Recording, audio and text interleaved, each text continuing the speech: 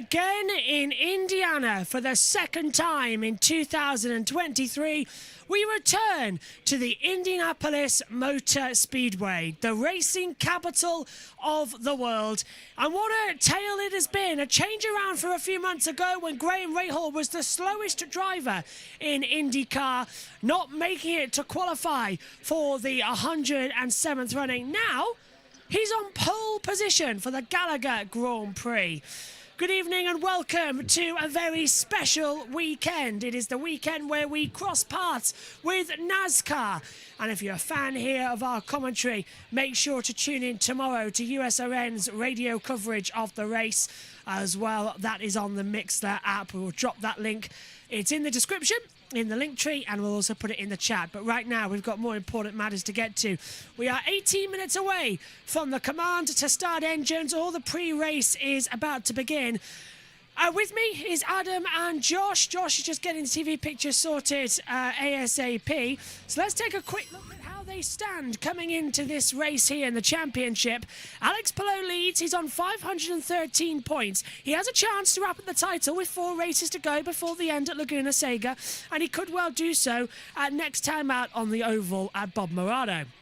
Joseph Newgarden, 84 points back. He has a horrible starting position today, down in 18th as well after a poor qualifying. The Penske's not liking the circuit. The Indy 500 champion from this year, really struggling on the road course. Scott Dixon is in 3rd position as well, 387 points as well. Further down, we're going to have as well Scott McLaughlin, Marcus Ericsson in there too, as well as Pato O'Ward, Will Power, Christian Lundgaard, Carl Kirkwood and Colton Hertz rounding out the top 10. Then comes the McLaren pair of Rossi and Rosenquist, Grosjean, Eilert, VK, Rahal, Malukas.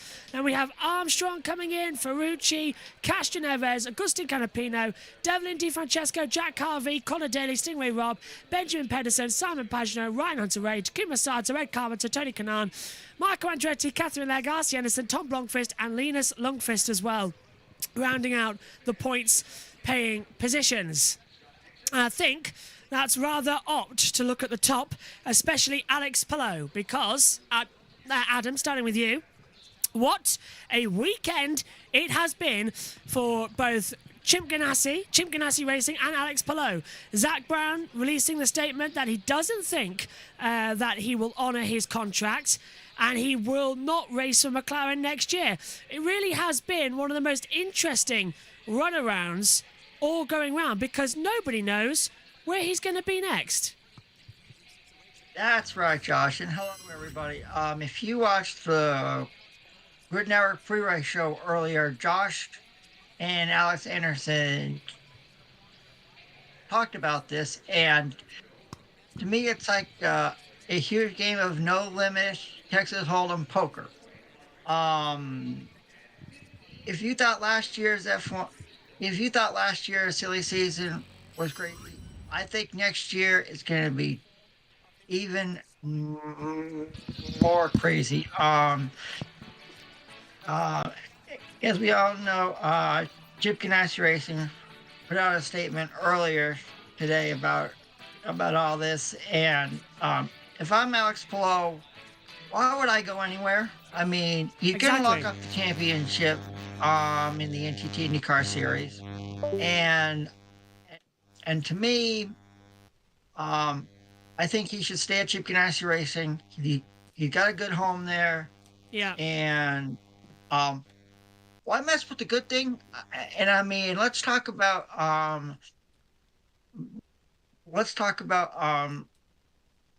Meyershank Racing, because it was announced that Tom Blomqvist is taking over one of the seats next year, and Helio is only going to be running the Indy 500. And I like the move. I truly, really do like the move. And who's going to take Simon Pagenaud's seat?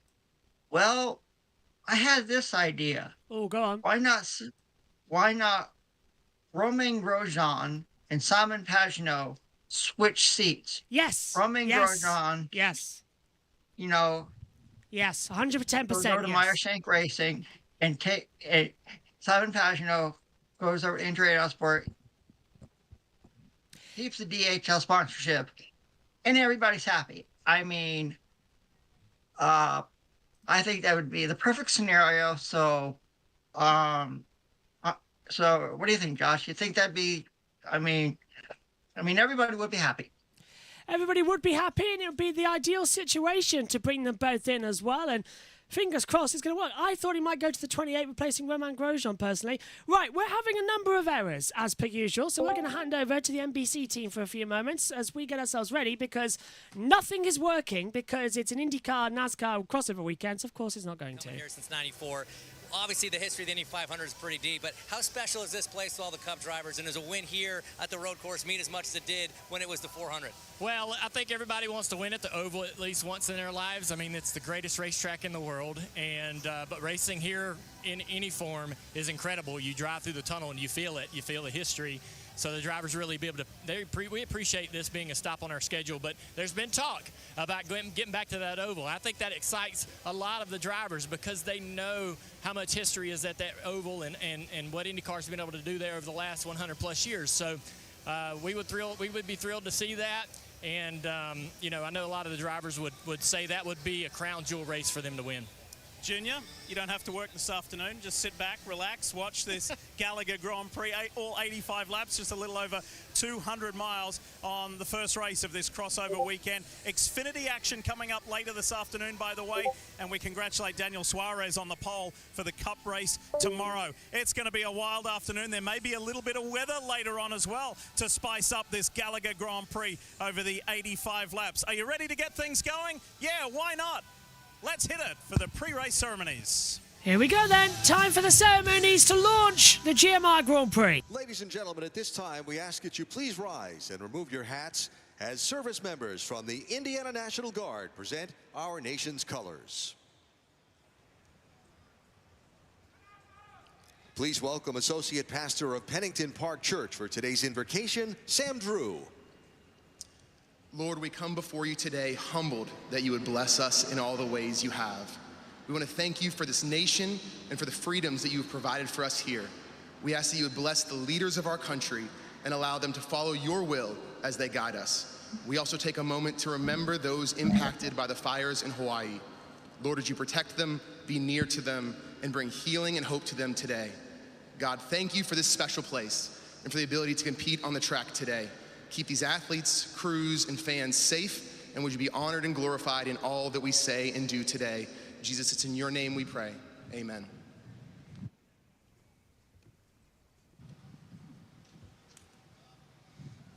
To perform our national anthem, please welcome from the Indianapolis Symphony Orchestra, Christina Nicastro.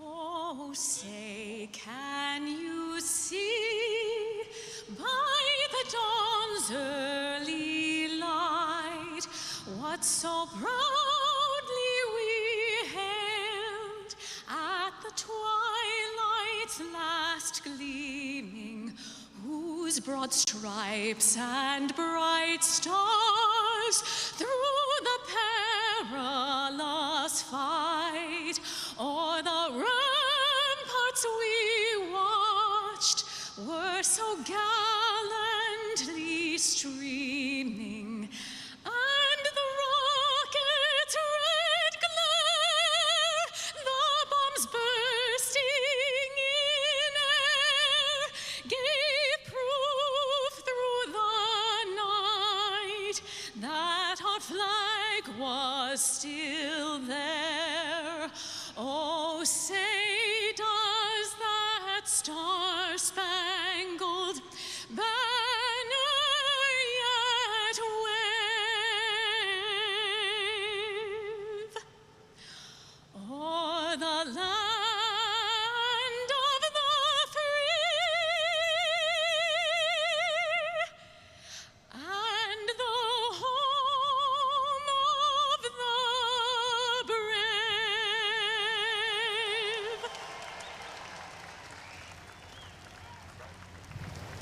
Inching closer to the start of the Gallagher Grand Prix, can anybody beat the Ray Hall Letterman Lanigan cars? Well, it may be the Arrow McLaren cars. They fill out row 2. We'll talk about them next from Indianapolis. It's going to be a fun weekend. It's going to be fun to try. And we've finally got our systems back up and running as well here. All systems ready to go. And fingers crossed it's going to be good. Right, Adam, let's talk as all our systems finally do become operational. Finally looking the best that they need to be. Let's talk about this crazy season we've had. Where do you think Alex Palou is going to be driving next year? Because nobody has a clue. And personally, he's going to stay with Chip Ganassi Racing, but the contract he signed gives him McLaren going forward. Alex Palou right now could stay at Chip Ganassi Racing in 2024. We know he's going to win the NTT IndyCar Series Championship this year, so why mess with a good thing? Last year, what Zach Brown did, I'm sorry, but why? Yeah. You messed up, but why? I mean, it's a mess. It's like slime. It's like play. It's like, I don't know much more to describe it. I mean, Zach Brown last year, I don't know what he was thinking, where his head was, but to me, I'm sorry, but he shouldn't have messed with the good thing. Plain and simple. Absolutely plain and simple. And Josh T, has been something we talked about yesterday as well, isn't it? The fact that McLaren had so many drivers contracted to each other. Now it's messing up everything once again. But the big question is, Felix Rosenqvist, he's the driver at risk. Surprisingly, he's only here this year because they couldn't get in last year with Alex Palou. Where does he go in all this? Does he have to leave IndyCar? Does he go back to Formula E? What if Rosenqvist can't stay at McLaren? Where's he going to go? Well, that's one of the many things that is going into this because, well, with McLaren contracting literally every driver on the planet, it's going into a little bit of a mess, isn't it? But no doubt it'll all be sorted out. But, yep, we are just under 7 minutes. But Rosenqvist could go back to Formula E, or he could go, if he has to leave IndyCar. The only place that I can think of is Formula E, or if he wants to go to like DTM or World Endurance Championship, I don't know. One of those situations we will certainly find out. But Adam as well, Romain Grosjean, I mentioned it on the Grid Network show, if you're watching us, I had the idea, Grosjean not happy at Andretti. Andretti unhappy with him. He's not happy with Andretti.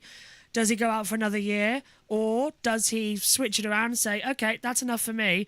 I will go and leave. And is it an opportunity for Pagano to get back into winning race? Wasn't happy with Meyershank.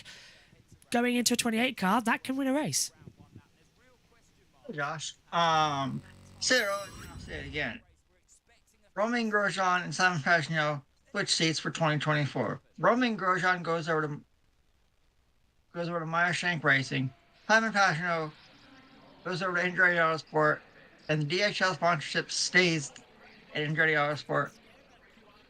Everybody's happy. So I think that's what's going to happen next year. But as we've seen in motorsports, stranger things can happen. Let's check in with Omi then, who's in the pit lane. Omi, are you looking forward to today's race again in IndyCar? Back at the road course. You were with us last time out here in the pit lane as well. Your second ever IndyCar race. Looking forward to it?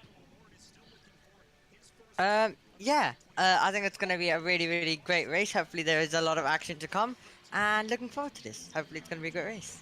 It's going to be good. Engines firing up in 5 minutes' time. Let's take you through everything on the grid order. It is Graham Rahal on pole position. Just for the first time, by the way, in 6 years. So that's not bad at all. Then we get Christian Lundgaard. He takes it over in second position. And Rahal, Letterman, Lanigan Racing 1-2 on the grid. Alexander Rossi is third. Pato O'Ward fourth for the Arrow McLarens. Devlin Di Francesco fifth. Romain Grosjean sixth. Marcus Ericsson seventh. And Alex Palou eighth. A nice running order of 2 by 2 by 2 by 2. Felix Rosenqvist is in ninth. Then it's Scott McLaughlin, the highest Penske. He is down in 10th position. Colton Herta, if it rains, watch out for him. He will be P11. Then we get Linus Lundqvist in 12th. Carl Kirkwood's 13th. 14th on the board as well comes for Jack Harvey. Scott Dixon 15th. Will Power is 16th. 17th, Marcus Ericsson. Helio Cashev is 18th. Venus Frique 19th. Satina Ferrucci is 20th. Ryan Hunter-Ray 21st. Augustin Canapino 22nd. Stingray Rob 23rd. Callum Marlock 24th. Joseph Newgarden 25th. Benjamin Pedersen 26th. David Malukas is 27th. That's hand back over, ready for pre-race ceremonies to continue to the NBC team. Points deficit between Alex Palou, who leads, and Joseph Newgarden is the largest with 4 races to go since 2008. It's at 84 points. Both will have had a sleepless night. Alex Palou, because Zach Brown has come out and said that the driver, Alex Palou, has no intentions of honouring that contract that we heard so much about last year. Chip Ganassi's issued a statement as well prior to this race regarding that. It looks really messy. Where will Alex Palou end up? We don't know. Why has Joseph Newgarden had a sleepless night? Well, he's one of 3 drivers who's got penalties for this weekend. His qualifying performance was well, by his standards, not great, but together with Castro Neves, Malukas and Harvey, now Newgarden has also taken a 5th engine change before this race, so he's been docked 6 points from his qualifying performance yesterday, which was 19th, so he's basically right at the back. Joseph Newgarden's coming from the back. It's been a torrid couple of days so far for that Penske machine. They've just had no pace. What can Newgarden do, and what can Penske do in the backyard of Roger Penske's IMS Motor Speedway?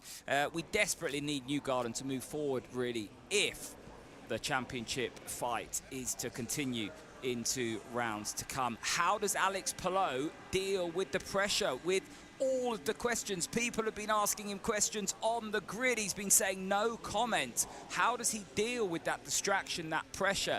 Can he take his Chip Ganassi car and move forward in this race, take it to victory lane? Of course, he's won a whole host of races this year. He's been dominant. He's always cool, calm and collected with a smile on his face, and he looks like that this morning. So will that translate into his performance in the car?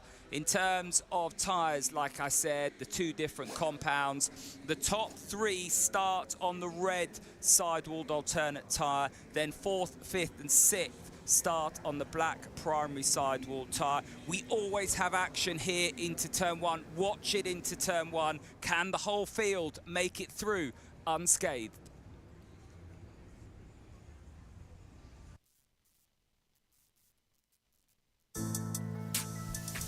Whenever you think about the Indianapolis Motor Speedway, you think big, speed, history, legends who have experienced victory at the famed Brickyard.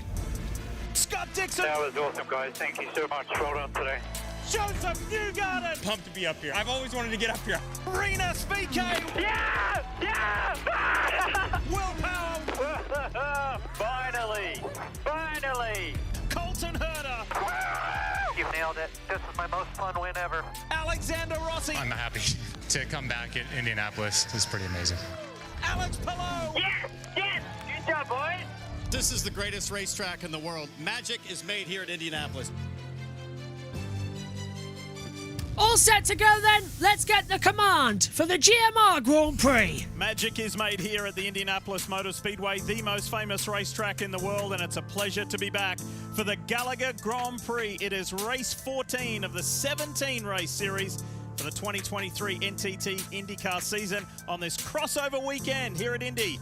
Let's go trackside for the command.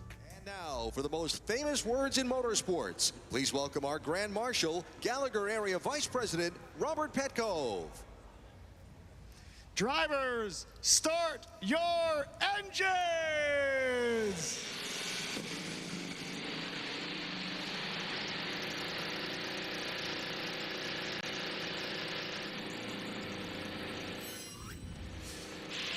Fever is up and away we go. This could be a very interesting day of motorsport. Racing on a Saturday once again at the Indianapolis Motor Speedway. Back home in Indiana, bright blue skies at the moment, rain threatening to come in the air as well. Anything can happen, and it usually does.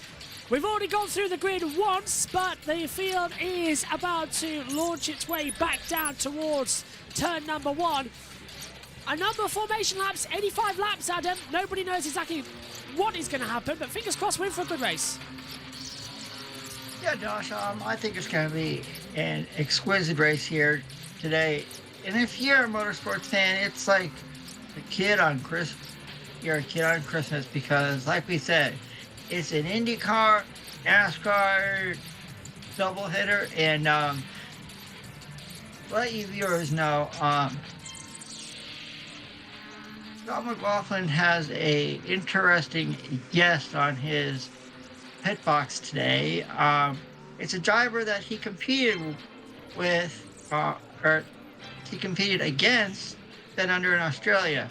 Who is it? SVG. Shane Van Gisbergen is on top of that's Scott McLaughlin's pit box. So SVG, for those of you who don't know, he qualified 8th for the NASCAR Cup Series race tomorrow at the IMS Road Course, in which you can listen to on USRN. So, so this weekend is a weekend that a lot of people look forward to, and now the IndyCar race is about to get underway, and it's on Saturday afternoon. It's gonna be a cracker. It's going to be a lot of fun to get in there, as well as Josh T. Is it just my end the pictures are breaking up, or Adam, are you got clear pictures? Is it just me? Because it's you guys. Yeah. Okay, it's just me then, because looking down at the monitor, it's not working okay. Is it working okay for you, Adam? You can see the pictures okay, crystal clear? Yeah. Oh, yeah. Just me. Yeah. No, if it's just so me, I've got that's them over fine. here in the States, so all good. Don't scare me like that. Well, if it's just me, leave it and ignore. Okay, that's simple as. But there we see. First time we've seen actually in a while, the IndyCar two-seater. Mario Andretti still driving the car as well on this famous road course oval down towards turn 1. And you might notice the shots will look a little bit different compared to the race we had last time. That's because NASCAR has a different style of their shots on the road courses. So this is mainly a NASCAR weekend. This is their Brickyard 400. IndyCar sort of plays as a supporting role at their home circuit as the two together. But next year, Adam, it could be that we're back on the oval for the 30th anniversary of the Brickyard 400. But IndyCar would still use the road course, of course. But here's a tempting idea. Let's use the oval, but go backwards for 200 laps. Or 100 laps. 100 laps, opposite direction oval. Hey, I'm good with that. I mean, why not? I think it'd stir the pot just a little bit. I mean, I say go for it. I mean, why not? Yeah, I mean, I know it can work in both directions. And how about this? Do it for 100 laps and call it the Freedom 100. Then everybody's happy. That's back. We get an oval in an opposite direction. I think it's a great idea. And don't say it can't be done, because we've had ovals that go right instead of left before. It's mainly used, of course, in Australia. So I'd love it. Right, are we getting ready for the green flag? Because the lap 1 counters come on. It should be ready for the 2x2 across the field. I'm not exactly 100% sure, though, because half the field's still coming across the control line. So whether or not the race has started and we're under caution, I don't know, because we haven't had a green flag, and this isn't lap 1 of the race. So NBC have jumped the gun a little bit there. As they come up, they will take another caution lap, but this is not lap 1. So if you know what's happening, write to us, tell us, because the race has not started yet. We are still under yellow conditions. Go down to the pits. Just plain and simple, man. I love racing, and I get to work with the best of the business. You know, this team has achieved a lot and have so many of them to thank for what we've done. But I just plain and simple love racing, man. Good stuff. Now that red number 12's right behind you. He was coming at you at Mid-Ohio not too long ago after a unfortunate situation. How hard of a time do you think Team Penske is going to give you, the Chip Ganassi racing team, today? They're one of the best in the business as well. We know they'll always be tough no matter where anybody's starting. So it's going to be an interesting day, man. It was interesting qualifying for a lot of people. Field's a bit strange, but yeah, 12's always strong, man. We'll see. Well, you always find a way. Thank you very much. Congratulations on the achievement. Thanks, man. Appreciate it. 43-year-old father of... Right, here we go then. That was Graham Rahal who lines up on pole position. You heard him on the NBC broadcast as well. Rahal lines him up 2 by 2. His teammate Christian Lundgaard is alongside him. For the second time this year on the road course at Indianapolis Motor Speedway, we will go green flag racing. And for the third time here at the Brickyard, we will have a race. The fans have come in. There's a lot more down towards turn 1. So, on this special doubleheader weekend, it's time to begin. Out of turns 13 and 14, they will hit the accelerator. It will be all eyes to look up. And when we get the signal, the green flag will fly. Graham Rahal, for the first time in 6 years, will lead the field to green with his teammate alongside him, the 2 McLarens, alongside the 2 Andrettis.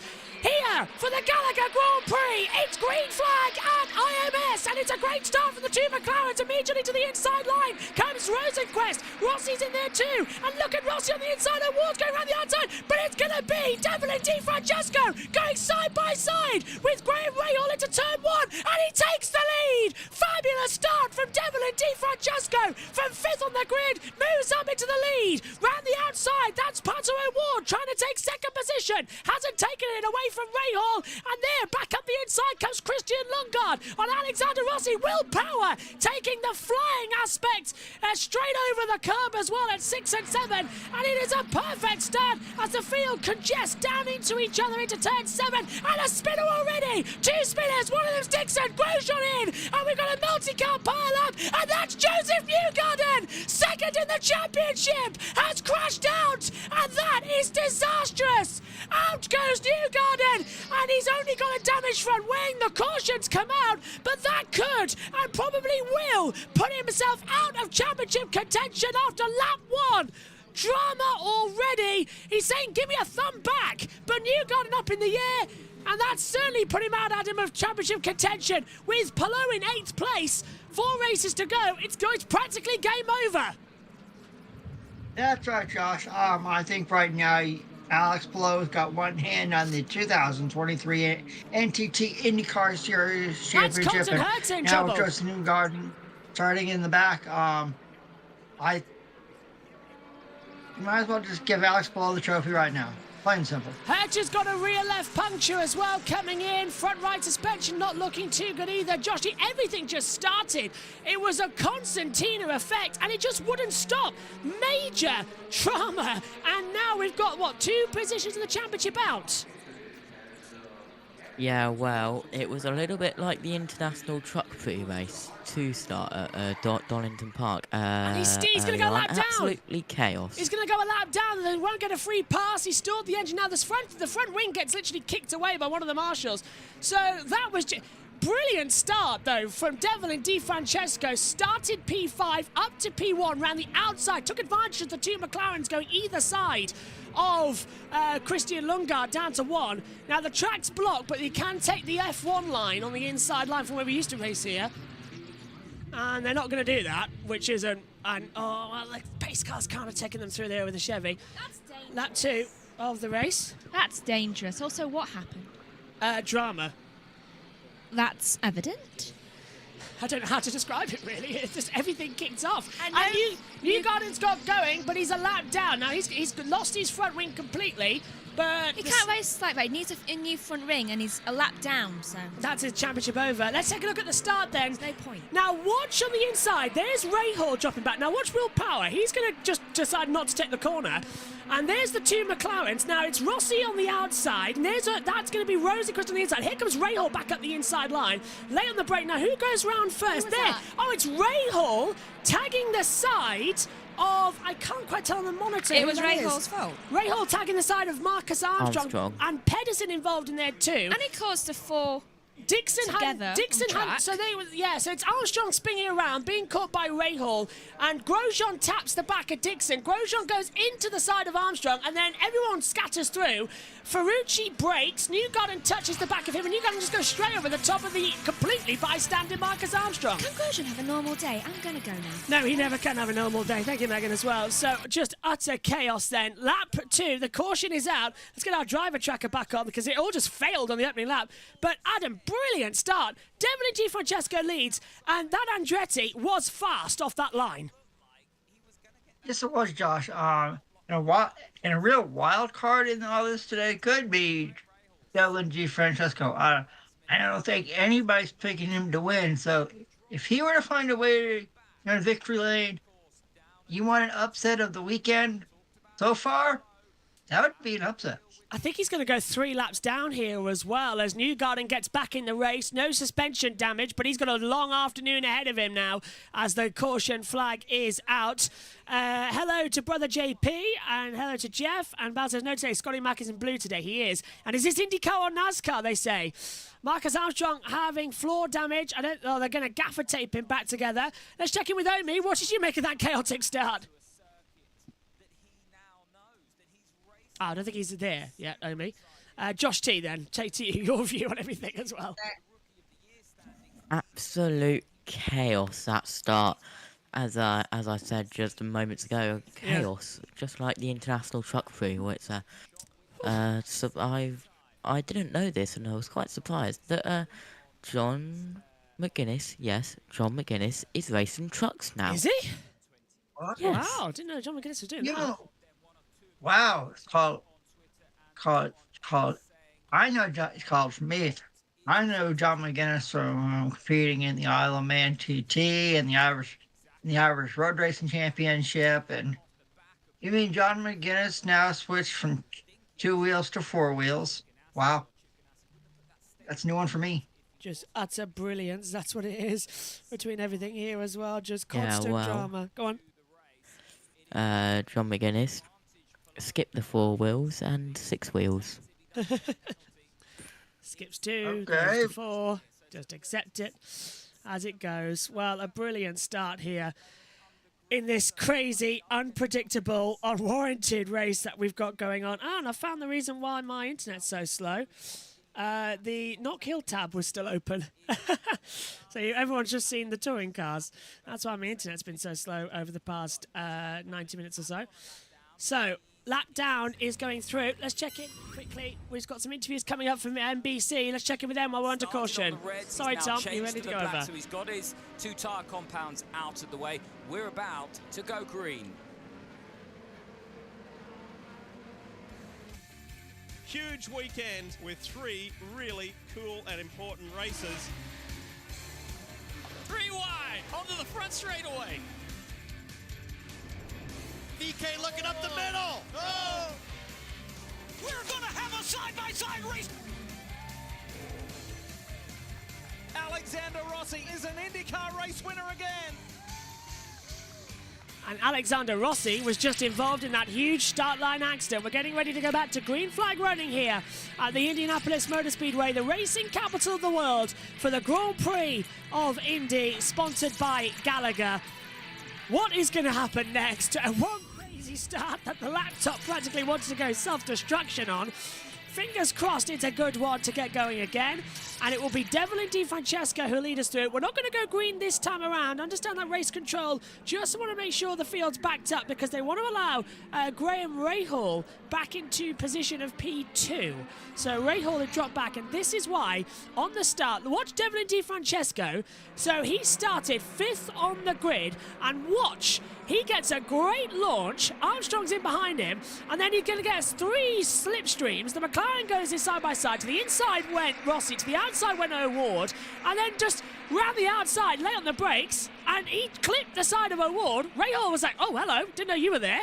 That was a brilliant start. I've never seen a more brilliant road course green flag rolling start than that. Oh, that was beautiful. Just seeing it again. That was beautiful, Adam. I think he's going to win an award for that.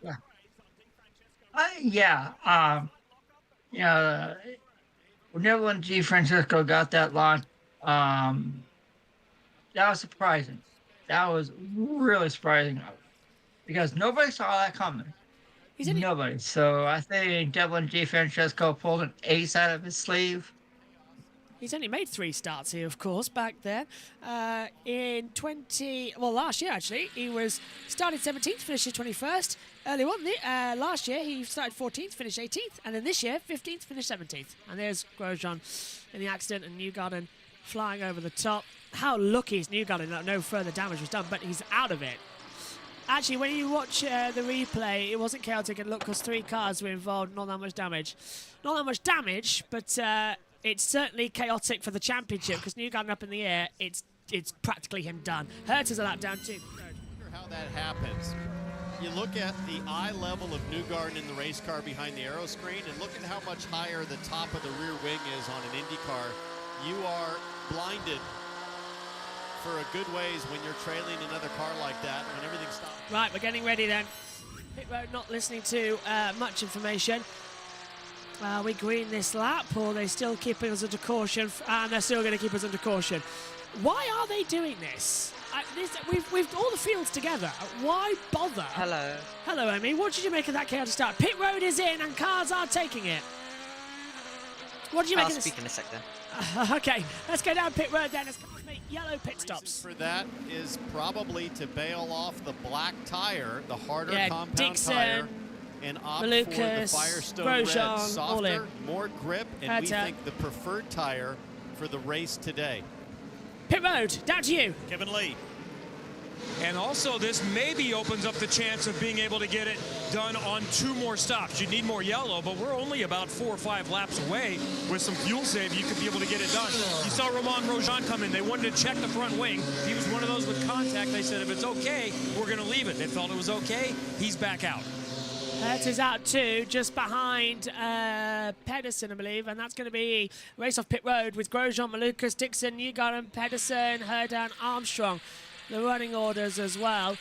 Yeah, as Battle says, not much damage to the cars, thankfully, in that first caution, but the implications on the World Championship for IndyCar is through the roof. It's lap 6 of 85. There are 80 laps to go. Devlin DiFrancesco started P5, now leads this race. Rahal is second after being put back through, and we're still going to be under caution. This is what I don't like, Adam, about the Americans in racing. Too many laps under yellow when it's not needed. Why are we still yellow? It should be back to green flag. Thank you. As someone who is American, I agree with that. I agree with that statement 110%, Josh. It's called we should be back green flag right now. But if it was in my hands, we would. But it's not. It's in the hands of the NTT IndyCar Series steward. So I guess we just have to roll with it. Sadly so, as they'll keep through. Fingers crossed. That's 1 to go. 1 to go. For an incident that happened on lap 1, they've taken 6 laps to clear, and it will be 7 in total. It's a bit unbelievable. Let's go listen. Speedway teamed up to teach local students at Ernie Pyle Elementary School about various aspects of what makes a successful IndyCar race through lessons about racing safety, the importance of team communication, and the engineering aspects behind track design. Gallagher is proud to be the trusted insurance broker and risk manager of Team Penske, Penske Entertainment, title sponsor, of course, of the Gallagher Grand Prix, and this is the Gallagher Chevy of Scott McLaughlin. McLaughlin sits 7th at the moment. His teammate and good friend, Joseph Newgarden, has had a first lap. The Indy 500 winner has had a first lap that he would like to forget. Is that what ends his championship hopes in this 2023 season? It's definitely not ideal, suboptimal, as they like to say in the engineering offices at IndyCar trailers, but it's going to be tough. This was a must-win situation for Joseph. He was incredibly frustrated after practice, after qualifying, as he's letting all the lead lap cars go by now.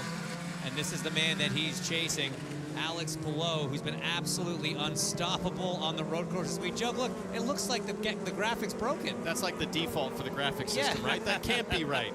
Now you input the actual results. No, you're looking at what it's actually been for this driver. He has been absolutely on fire this season. He really has. Ready then, no same restart zone as what we have in IndyCar. Away they come then. NASCAR will have the green flag at a different alternative line.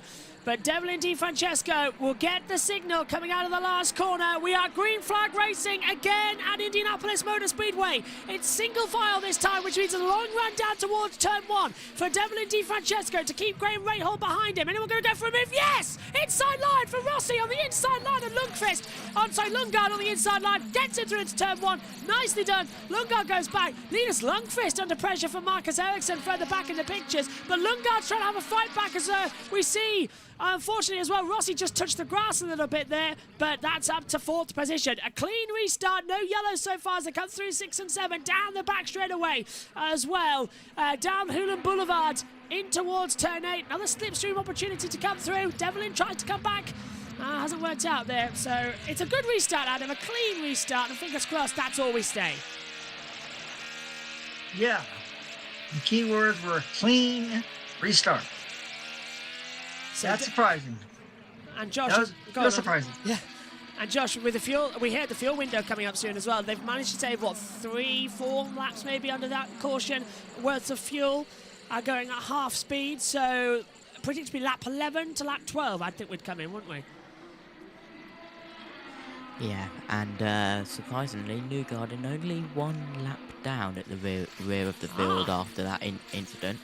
I'm surprised he's not 2 or even maybe 3. Rahal's going for it on the inside line. Graham Rahal retakes the lead, and there goes Rossi on the inside of Ward into turn 1. So, lead has changed to Graham Rahal retaking it, and Rossi takes it away from O'Ward. So the top 5 change for the 3rd time on the 3rd green flag start lap we have. So Devlin, I think, is in fuel-saving mode. Rahal doesn't want to be as they come through pit road. Advantage, Townsend, of that softer, alternate red sidewall compound. Yeah, so watch out for those who are on sticker reds as well. That's going to be the alternative one to run at it right now. And here's red walled on road courses as well. Green on street courses for the renewability. But look at the pace that Lundgaard's got. He already dealt with Rosenquist. He wants to deal again with Rossi. And now look at this as well, because Devlin DiFrancesco, has he just been passed by Rossi? He has.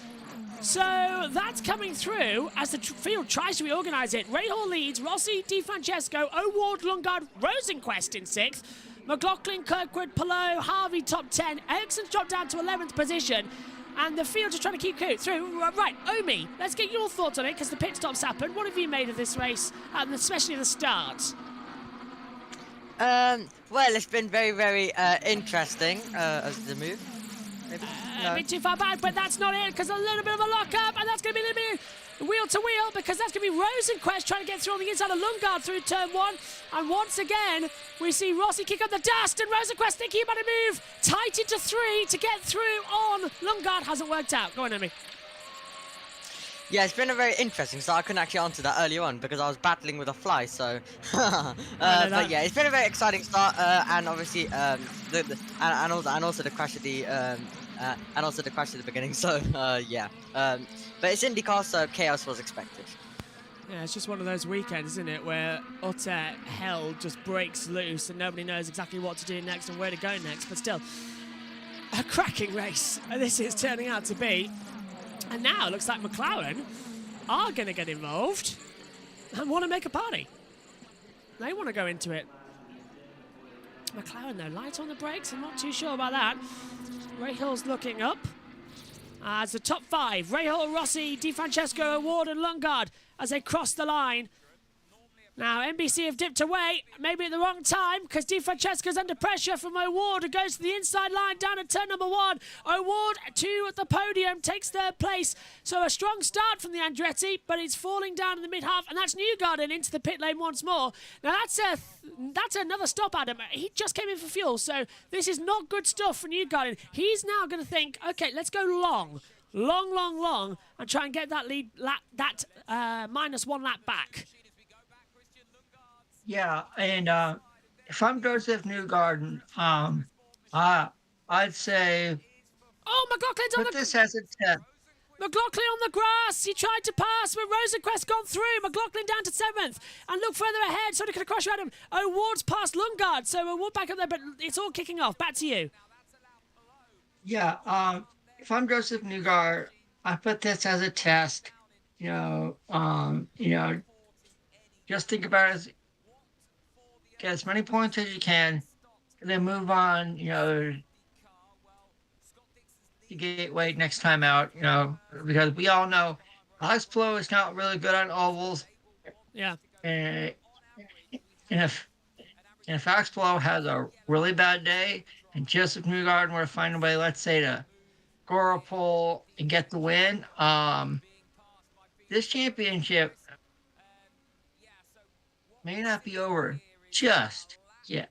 Rosenquist to the inside line, getting ahead of DiFrancesco in towards turn 1. On board with Scott McLaughlin. He's running P7 at the moment as they come down Hoover Boulevard once more. McLaughlin's in the tow. DiFrancesco is going to pull to the inside line into the braking zone for turn 7. Late on the brakes. Red wall tyres much faster and more grippy than the black primary tyre. And through goes McLaughlin for 6th position. So, at the moment, it's Rahal leading by 0.6 of a second to Rossi. Then it's O'Ward, Lundgaard and Rosenquist. But look at this. Here's our championship leader, Alex Palou, to the inside line of Devlin DiFrancesco into the braking zone for turn 12. That's going to be a bit tight. Devlin is not going to do it. And there's still a little bit of a wheel tap. And Palou's going to lose a position to Kyle Kirkwood. And that was a little bit risky from Palou. He didn't need to go through on the inside line. And I'm surprised there's no suspension damage on either of them. But Kirkwood's going to get the run down the straightaway to get through on Devlin DiFrancesco in towards turn 1. And there's a change going up for the front as Lundgaard gets back through on the inside line of Pato O'Ward. Brilliant stuff as we return with NBC. And Josh, this race again proving to be the more dramatic than the one we had back in May. Yeah, and normally that is the way, as you said, NBC just returning in the background there, but yeah, Pedersen has had the worst 13 laps out of everybody. He's 4 laps down, while Armstrong and Newgarden are the 2 drivers who are 1 lap down. Palou's just got past Kirkwood once more for 8th position. It's a great race and it's a great day we're having so far here. 13 laps complete of the 85. There is 73 laps to go, as effectively the distance we would have in a Formula 1 race around this track is now coming in. It used to be 73 laps. This is, if you're watching along with us, is what you missed. Palou to the inside line of Devlin DiFrancesco on the previous lap. A little bit of a love tap between them as well. Palou getting a little bit of a look at the rear and tapping the side of Devlin DiFrancesco as well. Very lucky Adam not to get taken out of the race there, but Palou rear locking. Does he need to go for those dangerous manoeuvres? He's going to try again in towards turn 1 on the inside line. That's going to be much earlier this time, and Palou goes through ahead for 7th, and Ericsson passes Kirkwood. And at the same time, Lundqvist passes Harvey. Back to you. Yeah, if I'm Alex Palou, I don't take any chances. You have a very solid lead in the end. Right now, I would go out and, run your own pace,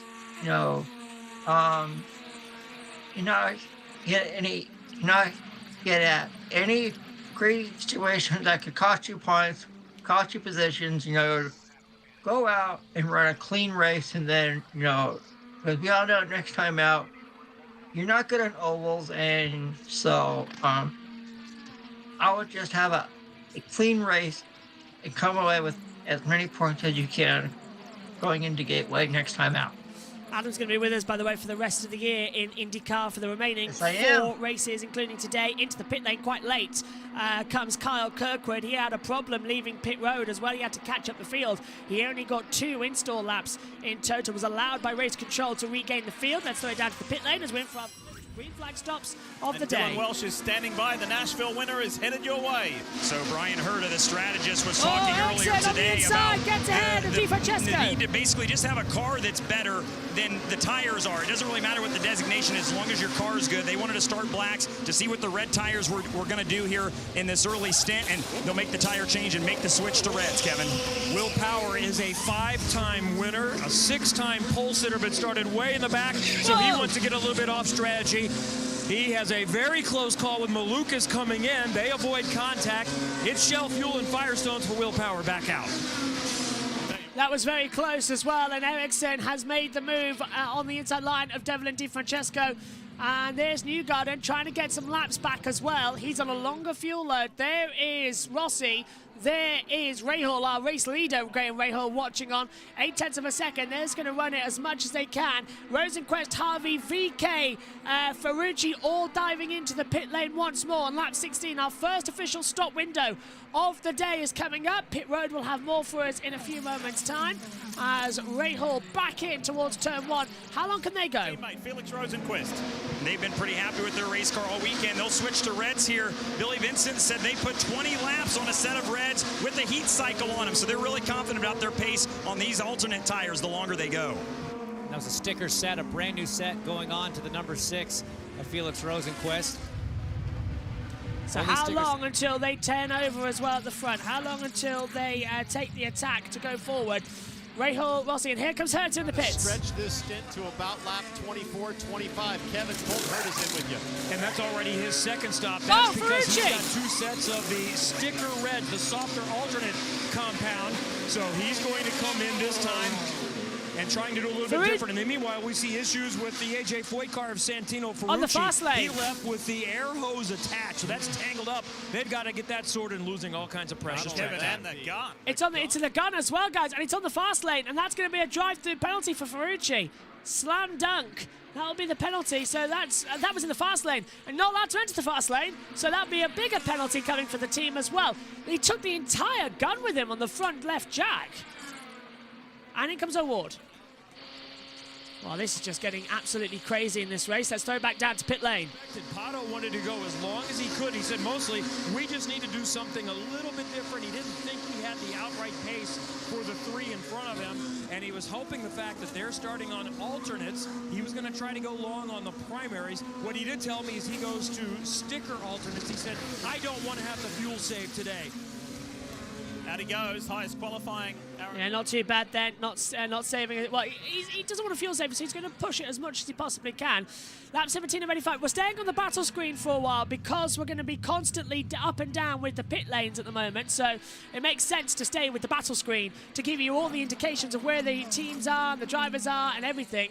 So fingers crossed, it's not going to be as bad as we thought it might be. But this is certainly turning into a chaotic race in this year's World Championship, and nobody knows what's going to happen next. Nobody knows if we're going to have a clean run, a dramatic run, or anything, so don't leave the room. And that was on bump day with Rahal last year, how the tables have turned. And I think it's actually with the good news story, isn't it, Adam, as well, that it's all finally some good news in motorsport for them. Yeah, and I can remember, during the month of May when Graham Rahal was bumped out, and you felt for him. You truly felt for him, because the last name Rahal, well, we know about his legendary father. He's won the Indy 500. He's won multiple NTT IndyCar Series championships. A lot of races, and now I see Graham Rahal on the pole for today's race. I think that's just one of the great stories of the season. Devlin DiFrancesco puts on a set of red sticker tyres and comes out just ahead of Venus VK. Never mind, that's immediately dealt with as he slips on the inside line. So it's a nice control race so far. Yet to pit Rahal, Rossi, Lundgaard, McLaughlin, Palou, Ericsson, Hunter Ray, and Stingray Robb. As Helio Castroneves and Santino Ferrucci come down pit road for the first time today. So when is Rahal going to come in? How much fuel would they put in, realistically, in that car? It's got to be in the next 2 laps. They can't say that much. Oh, here's Castroneves in. 500 winner Helio Castroneves. He pits and was part of a major news announcement yesterday from Meyer Shank Racing. He will not be a full-time IndyCar driver next year. He will still be with this team in his pursuit of a record-breaking 5th Indy 500 win. He is now going to be a minority stakeholder in the organization. And Tom Blomqvist, the 2-time Rolex 24 at Daytona winner and reigning IMSA prototype champion, is going to be in this seat. Exciting times for the sports car race. And yeah, well, we've talked about that this morning as well, that Helio is stepping away. But Adam, what's your thoughts on that? A four-time champion at this place as well, and still do the 500, but he's already left before from doing full-time racing. I think it was about time. He came out for a couple of years, but he really should only be doing the 500 and races he wants to do. Yeah, I'll agree with that. And it's nice to see Tom Blomqvist, getting the full-time seat. We know he can. We know he competed at the race in Toronto, and unfortunately, only ran one lap. But still, he's had a lot of success in in the IMSA WeatherTech Sports Car Series Championship. And I'm so happy for him. To me, next year, he's got a lot to learn, but he can learn, in the offseason, in the sim. And then I say give it a couple years for Tom Blomqvist, and he could surprise people, in the next 2 to 3 years. I believe Tom Blomqvist will win in the NTT IndyCar Series. I just don't know where, but to have him come over, I think it's going to be really, really exciting. Scotty Mack is in, and as you said earlier on, Adam, as well, he's got Shane Van Gisbergen on his pit wall. Two former rivals, but colleagues and friends over in the V8 Supercar Championship in Australia. Of course, NASCAR doubleheader weekend. So in comes McLaughlin for the first time today. He's going to take off the black. No, McLaughlin was on the sticker reds already, I believe. Let's take a look. Yeah, so he's putting on another set. So it's a double alternate stop for McLaughlin, and only a little bit of fuel. 6.8 seconds he was stationary for permanently. That's around about 4 seconds worth of fuel. So that's a very interesting call. In comes Benjamin Pedersen as well, and there's the two McLarens fighting out.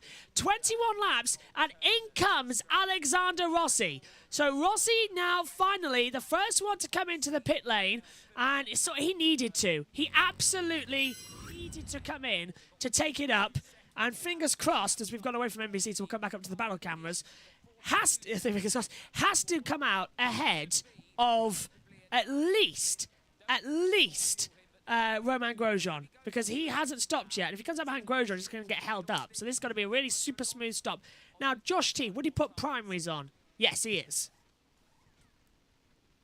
Yep, here he is then. Rossi putting the primaries on, as you said.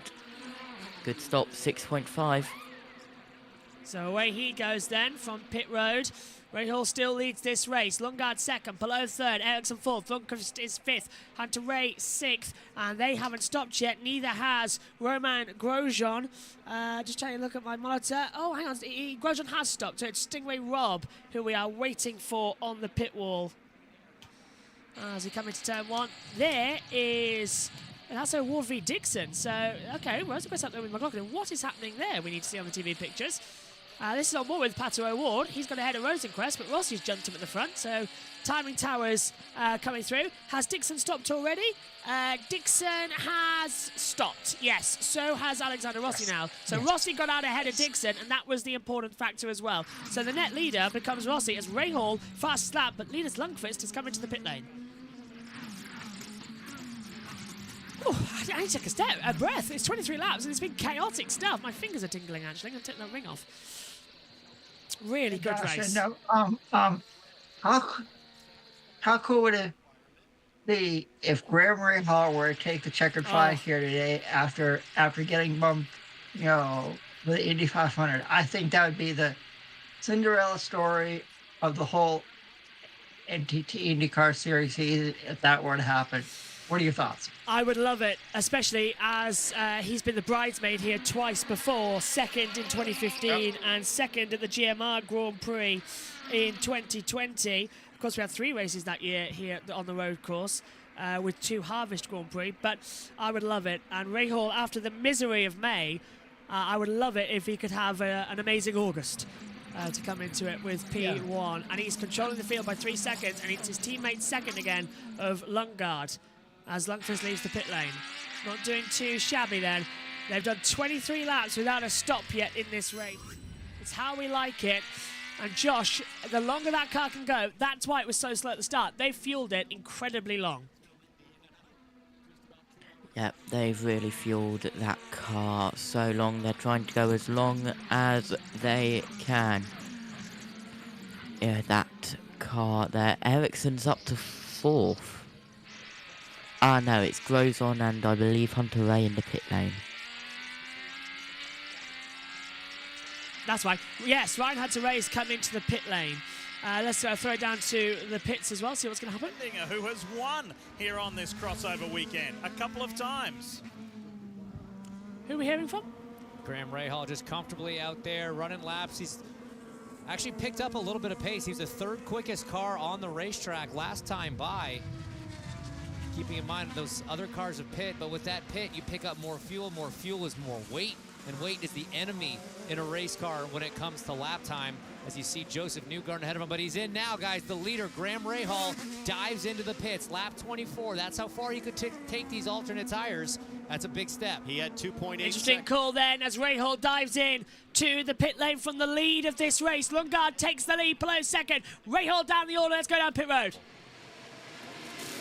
And Graham has been so happy with his race car's pace on old tire runs. He'll get shell fuel. He'll go to a set of used primary tires for Rahal here. He goes back out. Think about the crew on the 15, the feeling they must have servicing that car while in the lead. Awesome. They haven't experienced that in such a long time. So enjoy it. They executed brilliantly. And here comes Graham. It's a long old crawl down pit road at Indy, and you're looking for Alexander Rossi in the background. Here comes Rossi. Rossi coming down the start-finish straight. This is to take the net lead of the race. Can he do it? Will he do it? That's the opportunity. Rahal waits on the tyres. Rossi's going to go around the outside, but Rahal's going to get ahead. Rossi's going to be on fresher tyres. Rahal shuts the door and should just keep the lead of the race. And it's going to be now down to the tyres, Adam. I think if Graham Rahal is going to be under attack, from Alexander Rossi, because Alexander Rossi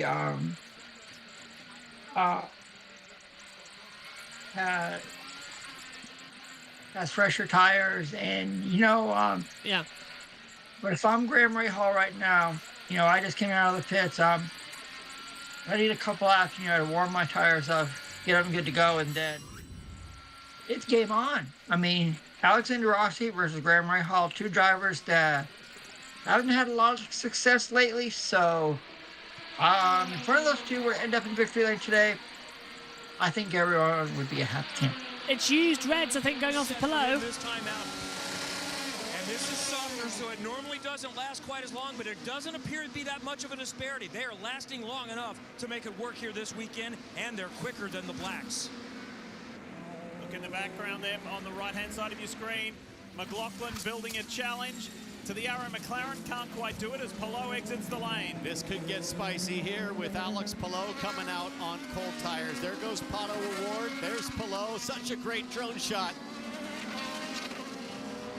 Through turn 4. McLaughlin chasing Rosenquist. It's amazing how much your car handling is affected through that long, fast turn 4 when you're that close to the car in front. Scott McLaughlin, that light blue car at the top of your screen, is really struggling to keep pace with that orange and blue McLaren as we see Christian Lundgaard now from the effective lead of the race is in there. Dylan, how's he going to do? Well, he stays out a couple laps longer to try to capitalize on the clean air. They'll take a set of alternates off, put another set of alternates on. This is a used set here. A little bit of a hiccup maybe on the right rear. Waiting on that, waiting on the shell fuel. Lundgaard's down. We'll watch the blend. Down below, Graham Rahal, the onboard. Up top, that's Lundgaard exiting the pit box. They should meet somewhere down near turn 1. It's going to be close at pit out with Christian.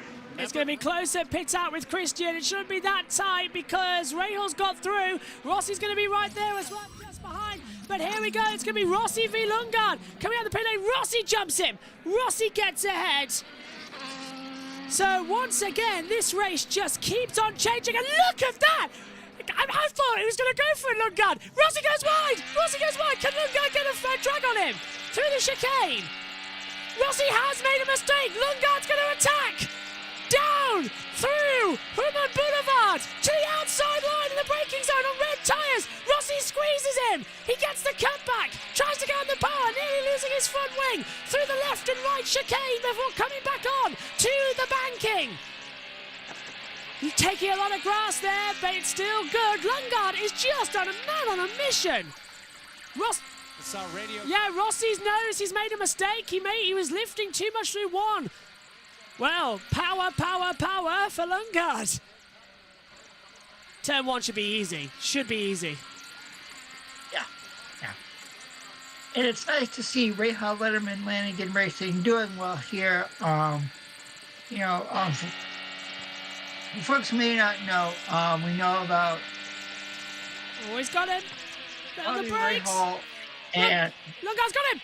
Lundgaard's got him, but he's gone in too deep. Rossi's trying to cut back at him around the outside, but Lundgaard has made it through again. And now it's Rossi's turn to have the slipstream down through Hunan Boulevard. Go on, Adam. Yeah, we know about how good Bobby Rahal was here. But let's talk about another person, and that's Letterman. And that is legendary talk show host David Letterman, who has always loved motorsports, going back to the days when he was a child. So, see him, as an owner here in the NTT IndyCar series, I think is pretty cool. He can enjoy the races and, and cheer on his drivers. I mean, David Letterman's also from the state of Indiana, so you know how bad he wants to win. Being a car winner today. Really does want to be car winners. They want to be car winners, car people, everything. And Penske wanted to do the double. Chip Ganassi Racing just watching on because they've got Dixon leading this race, and Dixon was involved in that caution earlier on, so he's got through it okay. Now, which means, we've talked. That was a radio message bleeding through there from the onboard. This is the Hy-Vee car. Anybody know which one this is? I don't think it's Lundgaard. Can't quite tell off the onboard camera. They haven't used the aero screen for common sense. It is Lundgaard, thank you. It should be, because where it says Hy-Vee, they should have the drivers' names instead to make it easy for onboard people. Really difficult. I'll agree with that, Josh. Formula One, sometimes I'm looking around all the cars to try and find out who they are if I can't see them, because the GPS tracker we've got up here in the commentary box is useful to tell us where they are, but unlike in Formula One, where it tells us the name of the driver, in IndyCar and in touring cars, it tells us the number. So it actually creates more problems, because then you're scanning everywhere to find out where the numbers are. Yeah. So, yeah, I much prefer F1s. Here's Grosjean in. So let's put McLaughlin back up. Grosjean comes in. Was that for his second stop of the day? So that's Grosjean stopping number 2 here in this race. Yes, that's right, Josh. 56 laps to go here at IMS. We are about 40 minutes into the proceedings of this race. And we're approaching... It will be halfway on lap 43. Oh, Grosjean, rear right, wouldn't go on. It took 3 goes to get the rear tyre on. 10.9 second stop. And Josh Grosjean, once again, rear right tyre not working well as Herta tries to have an attack on Devlin Di Francesco towards turn 1. Didn't work out. Yep, here we go. Herta trying to keep on the back of Devlin Di Francesco. And still behind, a little bit too far back, as you said. But we cut to Ericsson on Kirkwood. Yeah, Ericsson's right behind Kyle as he comes through the chicane area, down at 8 and 9, then back onto 10, then it loops back on the turn 2 part of the oval as well as it jumps back up on the inside line.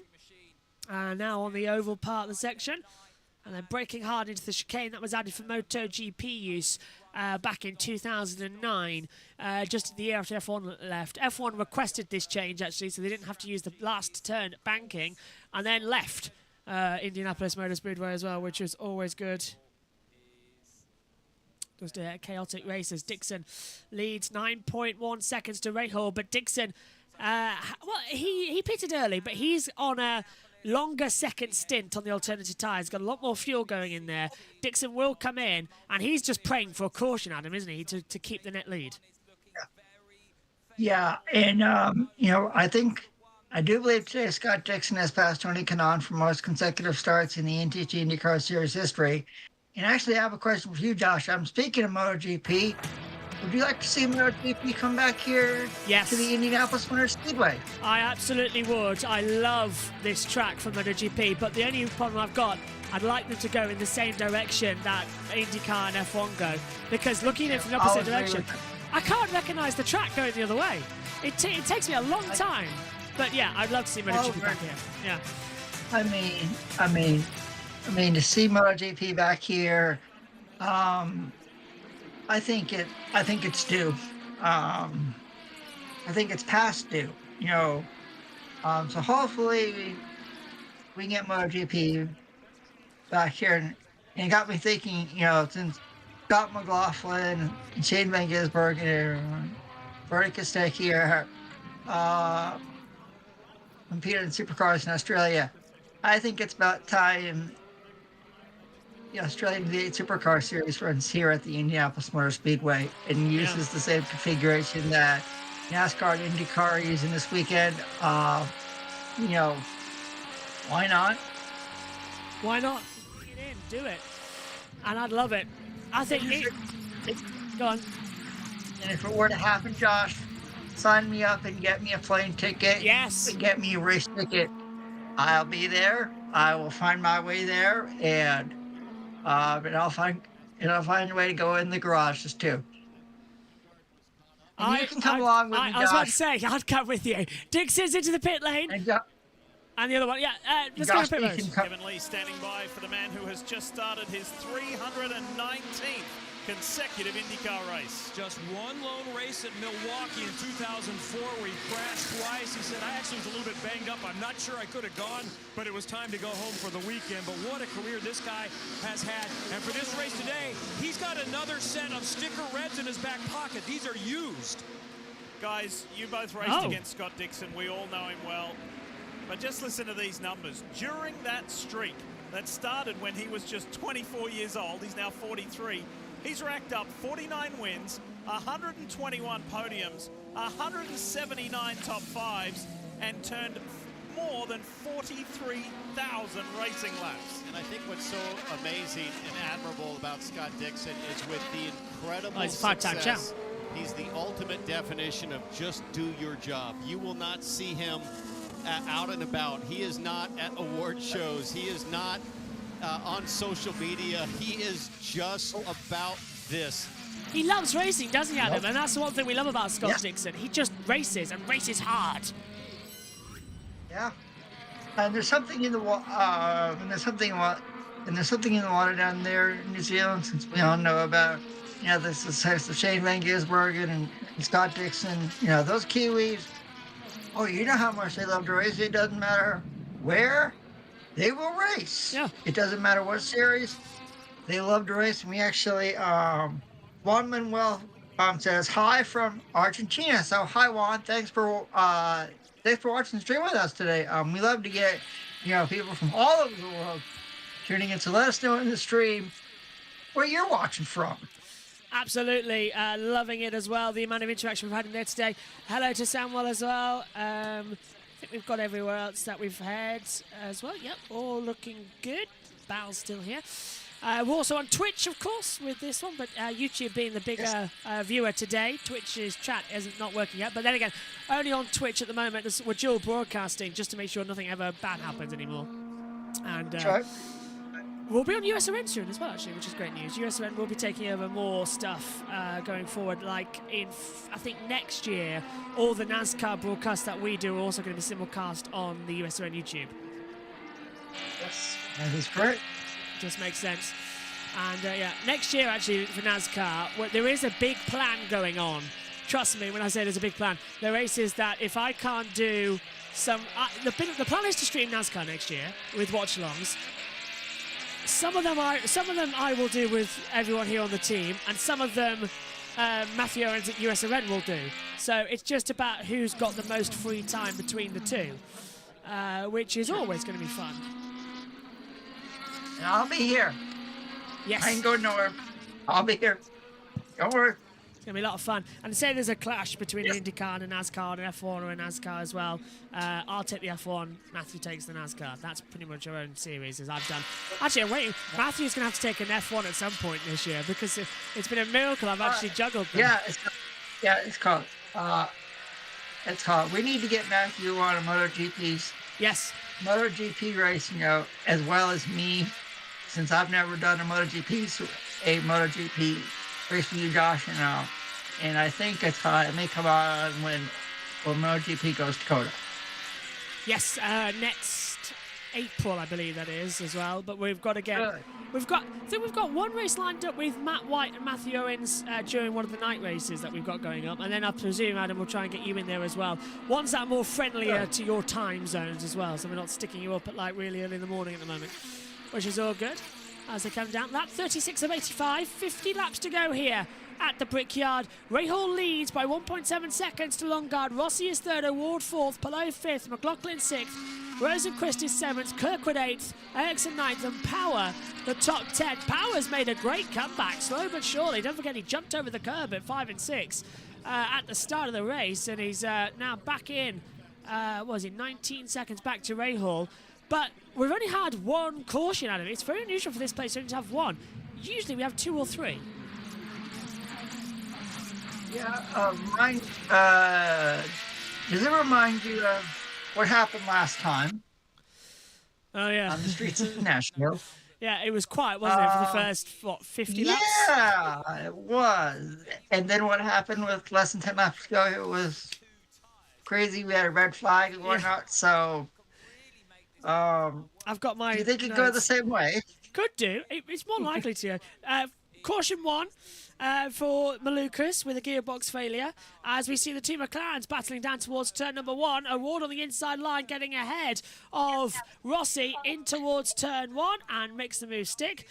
Caution 2, that was the 60 making contact. That was Linus Lundqvist who were crashing. And then separately, the 30 having an accident as well.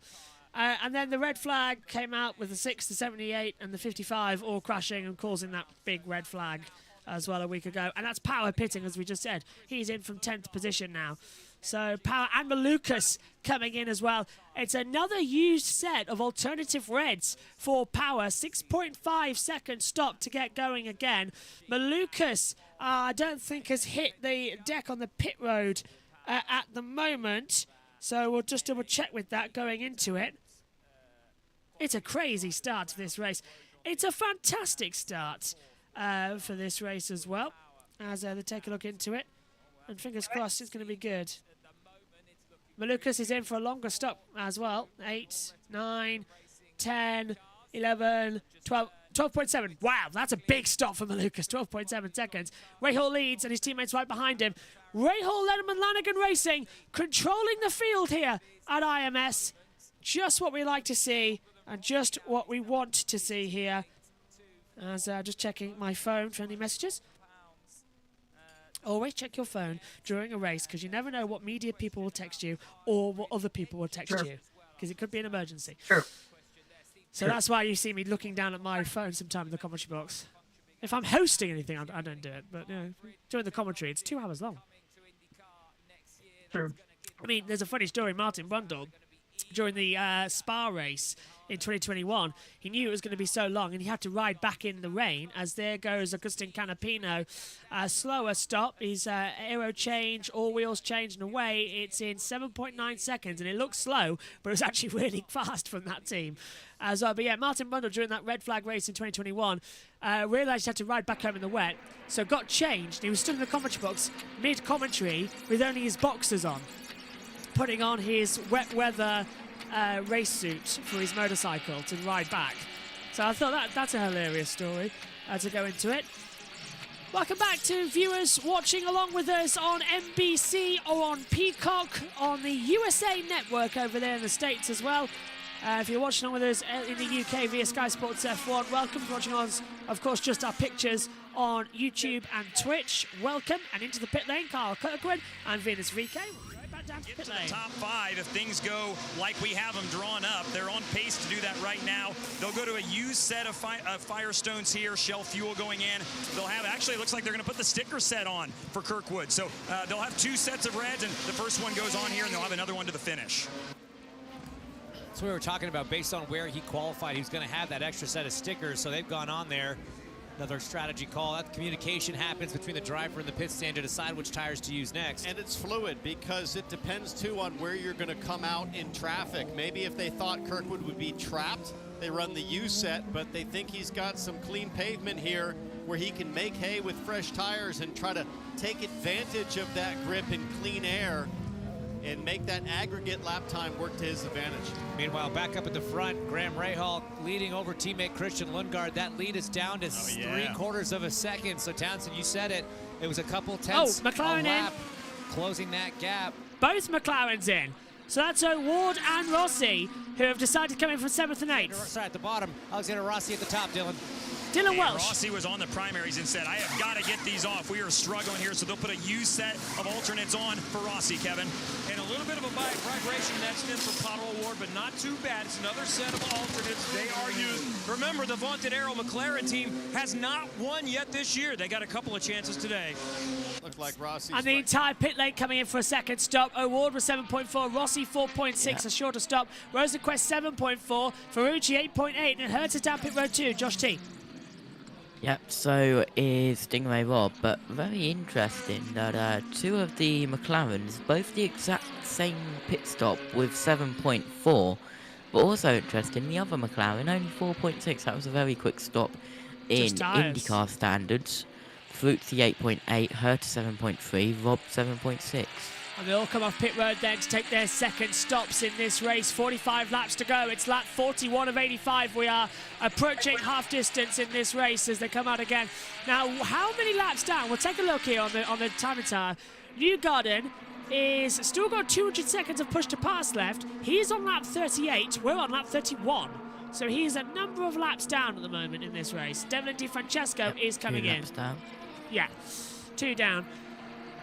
As Dixon crosses the line to change over again. Devlin DiFrancesco will stop, but I don't think he's going to put it much in. So, back up to the commentary box as I pressed the wrong button. Pressed 0 instead of 2. As we see Dixon flying through 1 and 2 very nicely. Powers ahead of Devlin. Oh, he's in the pit lane, that's why. Black primaries and fresh coming for Devlin DiFrancesco. That's going to be a longer one to heat up the tyres. Omi, checking with you. Haven't heard of you in a couple of laps as well. You enjoying the race? Have you spotted anything you want to say? Always takes him a second. Go on. Oh, right. Hello. Hi. Yeah, because I've got to unmute like 800 places. I know, that's what I thought. Well, I'm just scrolling through X on my phone, so yeah. I mean, I don't really even know what to say about the race. I haven't really been paying attention, to be fair. You're probably seeing a lot more of it on Twitter, so you've become our social media pit lane reporter. That's pretty much how it was. Yep. We need one of those permanently. We need to designate someone to become that social pit wall. Josh T used to do it, but now he's up in the commentary box. But he's doing so many things at the moment, checking across areas. Tomorrow in the touring cars as well, by the way. That's our 3 races tomorrow, 20 minutes each, so you may as well just join us. They'll be scheduled after this one on YouTube, and they'll just appear on Twitch. So make sure you are subscribed with the notification bells on to know when we go live next. It's going to be a very interesting day in Scotland at Knockhill. Omi's with me for race 1 and 2. Josh T is hopefully back for race 3, and then hopefully next time out at Silverstone. No, it's Donington Park after that, then Silverstone. But at Silverstone, Josh T and Omi will be trackside, giving us all the content as well, which is going to be great fun across practice qualifying the race. As we take a quick look, who's coming to the pit lane? Palou and McLaughlin and Linus Lundqvist all coming in again. As we see a move, that is a lap. Rahal putting on Marcus Armstrong down towards turn number 1. So that's now a changeover. Ericsson's gone up to 3rd place. Palou's taken now back in the pits as well as they come in. Right, let's go down pit road once more. We're ready for the stop. Alex Palou's in, and we're going to head down to Kevin Lee. 3.25 for his results this season. Never finished worse than 8th and is in the mix for another good result today. Also, we're going to see Scott McLaughlin pit this time around. Several still in play. One more stop to go after this. Palou is going to release from closer to the middle of pit lane. And now at the very end of pit lane, Scott McLaughlin gets out right behind Alex Palou. So, 43 to go here at the Brickyard. The call is to stay out for the race leader, Graham Rahal. So Rahal being told to stay out as well, but there we go with the two McLarens making a bit of a battle. That's going to be crucial because it's Rossi getting ahead of Palou for 7th position coming out of the pit lane. Stay out is the call, as our buttons are just going crazy up here in the commentary box. Sorry for that, everyone. But Rahal being told to stay out. So's Lundqvist. Ericsson will go longer as well. We need a stream deck instead of the number keys as well, because the number keys are starting to stick. So I need a stream deck to press the button to keep it through. But I don't know if he's got a win on the cards right now, but he wants to keep that 3.25 finish average as good. Yeah, that's just a bit of a radio message we've got going. This is Rossi, of course, who was just on the radio. Came on that a bit late on that call. Go on. You mean one of these? Yes, what you've got in your hand. Yeah, I need one of those. I need one of those stream decks as well to keep up with it. But Adam Rahal staying out for another couple of laps. He's got control of this race. The team have now just got to breathe. It's not the month of May. They are dominant here. 19 seconds they've got to Ericsson. They can afford to wait if a caution happens. Yeah. It's really nice to see Graham Rahal out in front here today after what happened in the month of May. You know, he is controlling this race right now, and I think it's Graham Rahal's race to lose. I truly do. And, you know, I said it once and I'll say it again. If Graham Rahal were to win today, it would be a Cinderella story after what happened earlier for the Indy 500. What a way to come back here at IMS. Whoa. It would be sensational, amazing, and how awesome would it be? It would be the best story we have all year if that could happen. Yes. Yes. Go on.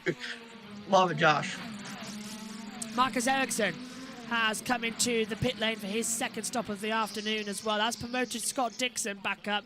So 29.0 seconds. So points as they run, it will be Palou on 543. Newgarden will be back by 109. That's points as they run here, which is an insane amount of story. Josh T, sorry, just quickly, Adam, can you still see TV pictures of Josh T? It's frozen for me, so. Ah, right. I thought so. Josh T, I will put us on battle screen. And you can sort that, because I did notice it's frozen for me as well. So, there we go, quick reload. All back? It's back for me? Yes, it's all back. Yeah, it's good for me here too, Josh, so thank you. I just noticed it was frozen when I looked down at the monitor. Top 5, Rahal, Lundgaard, Dixon, O'Ward and Grosjean. We are through. Let's check in with Tom Gameoff. 2 Detroit doubleheaders halfway through the year in 2017. That was the last time Graham Rahal was in victory lane over 6 years ago. You wouldn't think it looking at this performance. And let's go back to the start of this season, because that Rahal, Letterman, Lanigan machine was just absolutely nowhere. Then we came here, there was a chink, a glimmer of hope and light. Then we went to the 500 and the wheels fell off. We saw the emotion on screen when Graham Rahal didn't qualify there. It was those 3 cars that were battling it out. They had no speed, but the season has continued to grow post that disappointment. And it has been the talking point of the paddock. Rahal, Letterman, Lanigan have really started to earn their stripes. They're back to where they belong, nearer the front of an IndyCar race. And this is a dominant display from Rahal and Lundgaard as they continue to lead first and second, as we see Devlin DiFrancesco there being passed by Callum Ilott. And after that monster move at the beginning, it hasn't quite worked out for for Devlin Di Francesco, but nevertheless, he will not forget qualifying and, of course, leading those laps on good measure at the beginning of this Gallagher Grand Prix. There is the weather. It's been sunny. It didn't start off that way. We had storms and lightning and all sorts earlier on. And they're sitting in the pagoda with the best view. The NBC team lead Diffie T. Bell, James Hinchcliffe. They can see the weather coming in. Lap 47 of 85. We've ticked past the halfway mark. We've got one more pit stop left, we think, certainly for the front runners. And their gap now to Pato O'Ward still over 42 seconds. As I said, a green flag delta for a pit stop 38. So they're still in a really strong position to get those two cars in and out. The questions still coming in on Twitter at Tom Gamehorse, using the Sky IndyCar hashtag. Get them in, and I'll try and answer those too. Cheers, Tom. Just hearing from you. Hopefully it's all good. Now, the weather is coming in, but IndyCar weatherman has just said that he doesn't think unless we go yellow for a long period of time that it's going to hit. So we might just get away with it. But this is lap number 48 of 85. There is 38 to go. Ray Hall leads 1.7 seconds. And now they've got 29 seconds to Dixon. The question is, Adam, would you box now? I think now's the time to come out and play that game. Yes. Yes. If I'm Graham Hall, I box now. I get fresh tires. Yep. I get enough fuel in. Run home. He's done it. He's done it. He's listened to us. Ray Hall pits from the lead of the race. Cool. This is going to be very strong now. Lundgaard will take over. Let's see. Pit road. You're exactly right. They wanted to make sure that the lap time didn't slow down too much with the traffic. They'll go to a set of used primaries here. This may allow them to kind of short stint this second to last stint here as they went long on this run. So Ray Hall's down and away. And James, you know the feeling, the anxious moments when you're a driver and you're looking in your mirrors and you're thinking, come on, let's just be smooth. No bobbles here, guys. I'm looking for Dixon. Dixon's passed him. Dixon's going to pass him easily down towards turn 1. The 9 gets ahead of the 15 in towards turn 1. So that was expected, but does he beat O'Ward? O'Ward's coming down. Yes, he does. Comfortably. Very comfortably. So now he has track position. Because remember, Dixon, unless a yellow comes out, he is running about 6 laps behind what Ray Hall's running to in the strategy. So this is still Ray Hall's race. That was tactical, Adam, and it was very much needed. Yeah. Like I said, this is Graham Hall's race to lose right now. And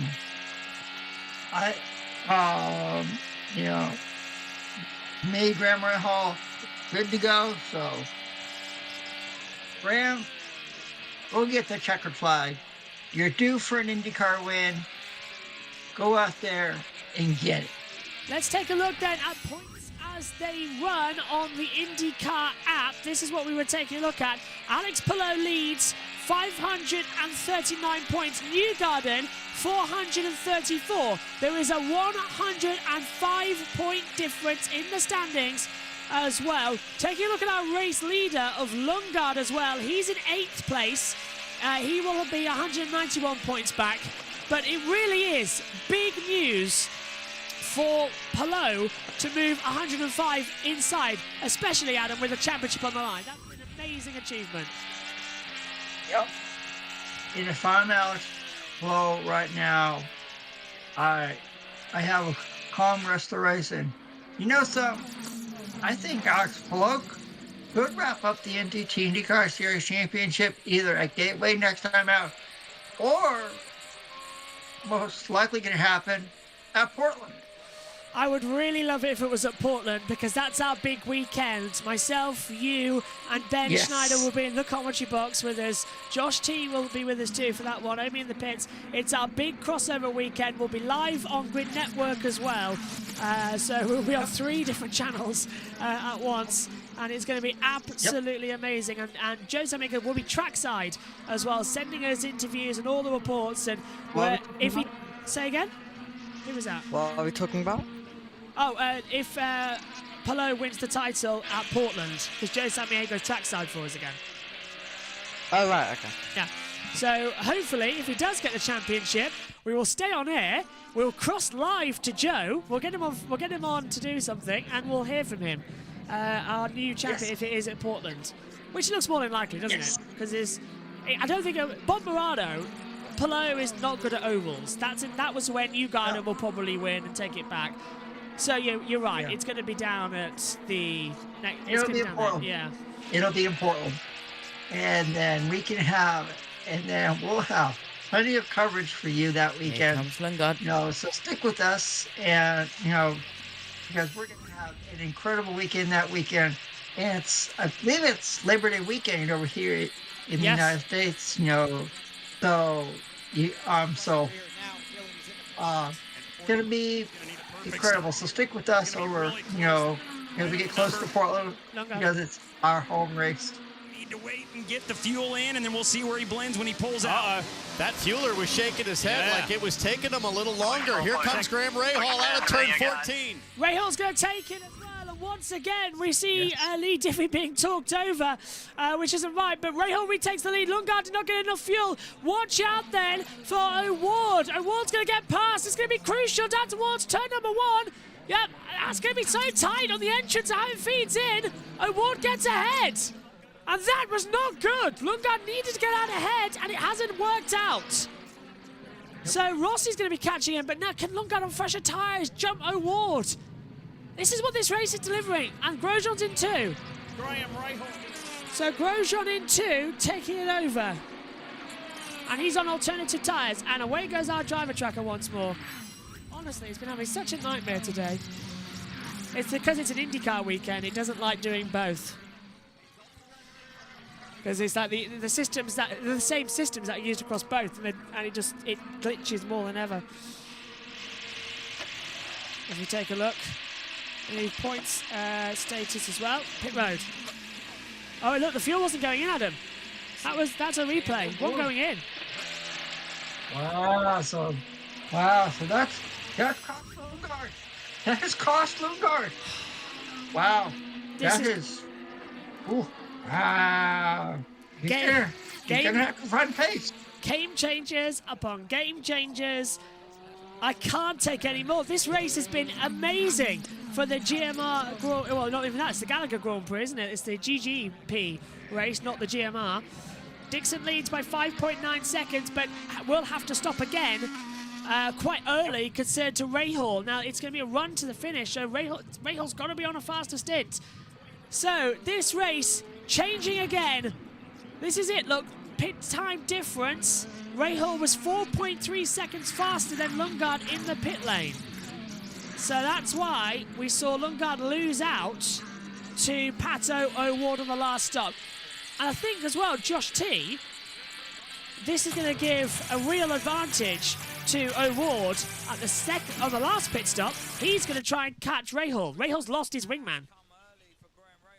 Yep, definitely. This is going to end up as a good finish, I think, to the second Grand Prix of Indy at the Indy Road Course. And here is Newgarden, who is with 2 Rob. laps down. He's battling with Stingray. 1 Rob, lap down now. Oh, he is, with Armstrong for position. Come on, Newgarden. It's a bad day, but you can still claw something back from it as well. It's not going to be... Nothing is ever as bad as you think it would be. It will get better, we promise. And now we've got the points as they run. We can update you what the championship standings will be at the end of this race as well. So we'll stay with us on that and call how it goes through. Pictures are looking a little bit jumpy, but they've stabilised nearly on the board. Might want to refresh once again, Josh T. Just click the camera off and on again. There you go. All good now as they take it through. Dixon, Rahal. Let's check in again with Tom Gaymore as we're waiting for stuff to come through. Getting in touch on Twitter, saying James Elroy saying, will Dixon outscore Palou today? I don't think that's going to be the case because Dixon's got to stop again, even though he leads the race at the moment. Oh, Rahal! As we see Graham Rahal sliding massively coming out of the chicane. That's lost him a couple of tenths. So he's lost, 6.2 now. Start and finish straight down to turn 1 now. He'll lose time. He's on the push to pass. That's because he knows he would have lost a bit of time. In fact, he may even have just been on the radio there, in fact. Just yeah, it didn't change on the push to pass. He got 46 seconds left. On this set, certainly looking like the balance not quite in yet for Graham Rahal. But yeah, for Palou, he could win this at the end of Gateway. He'll win it at Portland, definitely. Hayley Bradby with the same question. One or two of you, Jan getting in touch saying watching it with a mate, able to watch for the first time ever. I know there's one or two of you watching it before the boxing later as well. Great to have you all on board. The IndyCar community we have growing here with Sky Sports IndyCar. We've got some fantastic racing. We've got lots of it still to come. Well, it's all changed as we have both the NASCAR Cup Series, the Xfinity Series here this weekend, as well as Indy Next and IndyCar. It's the crossover weekend that you can only do at IMS due to the large facilities that we've got here. We've got trucks parked on the oval as well in some areas. It is epic, and this is an epic race that we're experiencing in the first of the doubleheader here this weekend. Don't forget, Mixler, USRN, tomorrow for radio coverage of the NASCAR race. That's where you need to be. Adam will be on the call tomorrow with Matthew, Matt, and Seth as well, I believe. It's going to be a big weekend as Dixon coming through. This is Lundgaard. He's P4 at the moment, and he's closed right back up to O'Ward, Adam. So it's game on, and this could be this is going to be a brilliant end to the race. 30 to go, and anything can still happen. That's true, Josh. Now, folks, does it remind you of last time at Nashville? It was calm the first half of this. It was calm the first half of the race, and toward the end, it got crazy. So, could we see the same thing happen here at the IMS road course? Yeah. I think it's shaping up to be. I mean, Graham Rahal has, is the story of the day. So, Christian Lundgaard, his teammate, has been up there all day. Pat O'Ward's been up there all day. Alex Palou has had a solid day so far. So folks, if you haven't been with us since the beginning, you're missing out. Because this, the last few laps here is going to be intense, exciting, awesome. Nobody knows what to expect. Nobody. Nobody does, Josh T. This race is epic as we see O'Ward closing in again on Rahal. But there's 12 seconds between O'Ward and Dixon. Dixon, though, still out of it. He leads, but he's not going to win this race. He's got to stop again. Yep, he does. And if anyone wondered what I was laughing at, is I pressed play on the USRN feed just to see how they were doing. And what did I tune into? Seth going, everybody clap your hands. And I was like, what? And yeah, USRN's a little bit crazy right now. I tell you what, as well, I am seriously considering streaming tomorrow's NASCAR race with the timing screen on this channel, with the USRN commentary taking it. I'm seriously considering it if we can get it working. Go for it, Josh. Go for it. It's a double header. I don't know. It's a question of whether I be here. I think I will, but I'm hopeful. I don't know what time it's on tomorrow in the UK. Josh T, do you? Oh, Mike's not on. Go on. Josh T? Checking. Yeah, I can hear you. Go on. Do you know what time the race starts tomorrow for NASCAR? UK time?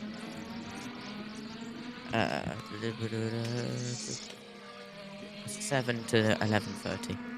Oh, okay. That's doable, I reckon. That's the broadcast. I'll find the green flag time. Yeah. Because I've got to mute certain parts of the USRN call because they play Taylor Swift on the intro and all that lot, so you got to be careful with what you do. I'll double check a few things about it as well. I'll ask. But on board with Rahal, he's 6.4 seconds back. They had a set of used blacks Pit at stops. his disposal too. He wants the reds to finish it out. Rahal wants reds He's to been end so it. good Wow. on the primaries. a little surprised, but at the same time, if there is a late caution, you want to be on those alternates. But it's not all smooth sailing for Graham Rahal. Here's just a moment ago down in turn 1. Let's listen. Weir stepped out. Well, they're not watching the pictures. We saw that.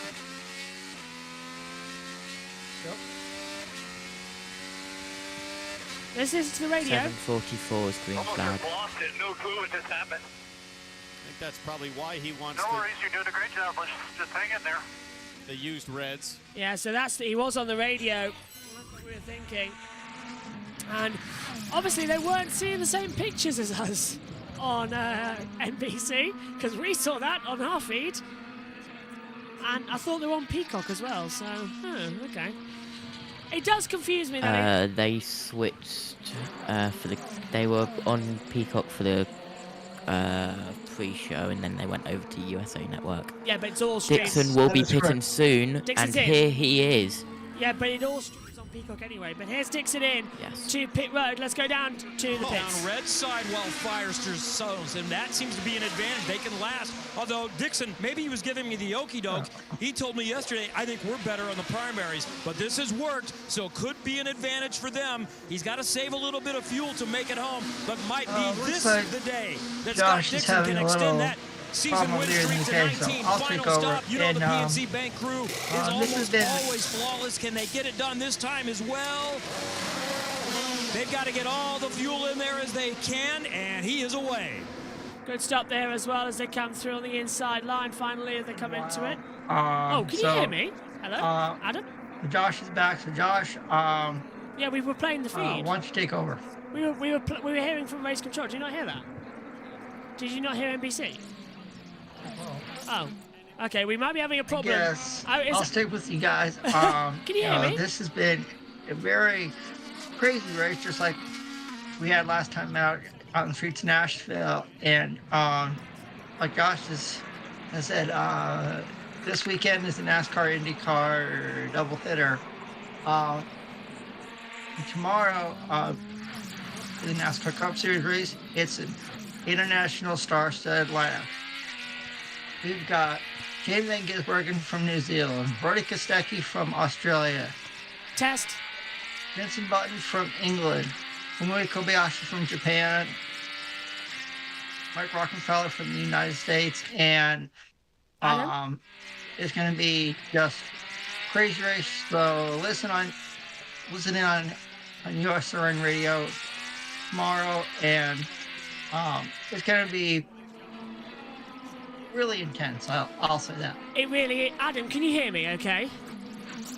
I'm all good, Josh. Thank God for that. I was a bit worried there because we lost all communications. Josh T's disappeared, as has the pictures. So Josh T, you might need to refresh on those pictures. The rain is coming in. There's a storm approaching, but with 25 laps to go, we might just be okay. I'll turn on. Josh T, are you there? Adam, can you see the pictures okay? No.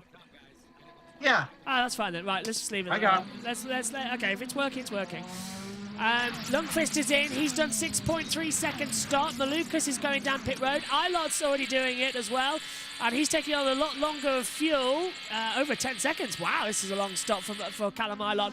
And Rossi, McLaughlin, Power, Rosenquist all coming in pit road. Let's head down to the pits. I think he says stay out a little bit longer would be my guess. Here's Alexander Rossi now coming in for his final stop. Dylan. And this will be a set of used reds for Rossi. They've had an okay day, but I think they maybe wanted just a little bit more. He's been inside the top 5, but final pit stop here for Rossi, waiting on the fuel. He's down and away. Some fancy footwork. Yeah, not bad. So 7 seconds for Rossi. McLaughlin's in too, Adam. This is going to be a crucial part of the race. Basically, this is it. Splash and dash. Away you go. It's called Who Can Survive is what you call it right now. Rosenquist 6.7, Ericsson 6.2, Power 7.7, McLaughlin 6.5 as well, and they've all changed over. Ericsson to primary as well. They all come through. Rosenquist putting on Award and Lundgaard coming down pit road too. Now that would have been the opportunity for Rahal to box. He hasn't done it. He's taken another lap. Rahal must now come into the pit lane on the following lap as the drone has had a disconnect. I wonder if that's That's going to cause a caution because it's failed after having some good runs. Hunter Ray's in the pit lane, only 4.2 seconds. That's fuel only.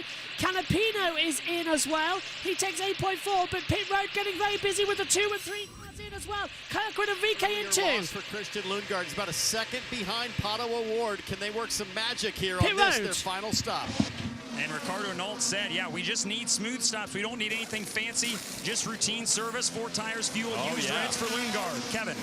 Pato O'Ward is up further along on pit road. Let's see if he can beat out Lundgaard. He will. Just nose in front of him. This is used reds for O'Ward for the last stint. This is going to be a good scrap here between a Chevy, a Honda, a McLaren, and a Rahal Letterman Lanigan car. Meanwhile, to the right, look who's coming into picture. Yeah, this is here he comes again. There's going to be a lot more battles in towards turn number 1. O'Ward and Lundgaard nearly making contact down pit road. Get out together. Here comes on board now with the other McLaren. This is Rossi, and Grosjean's in there too, as is McLaughlin.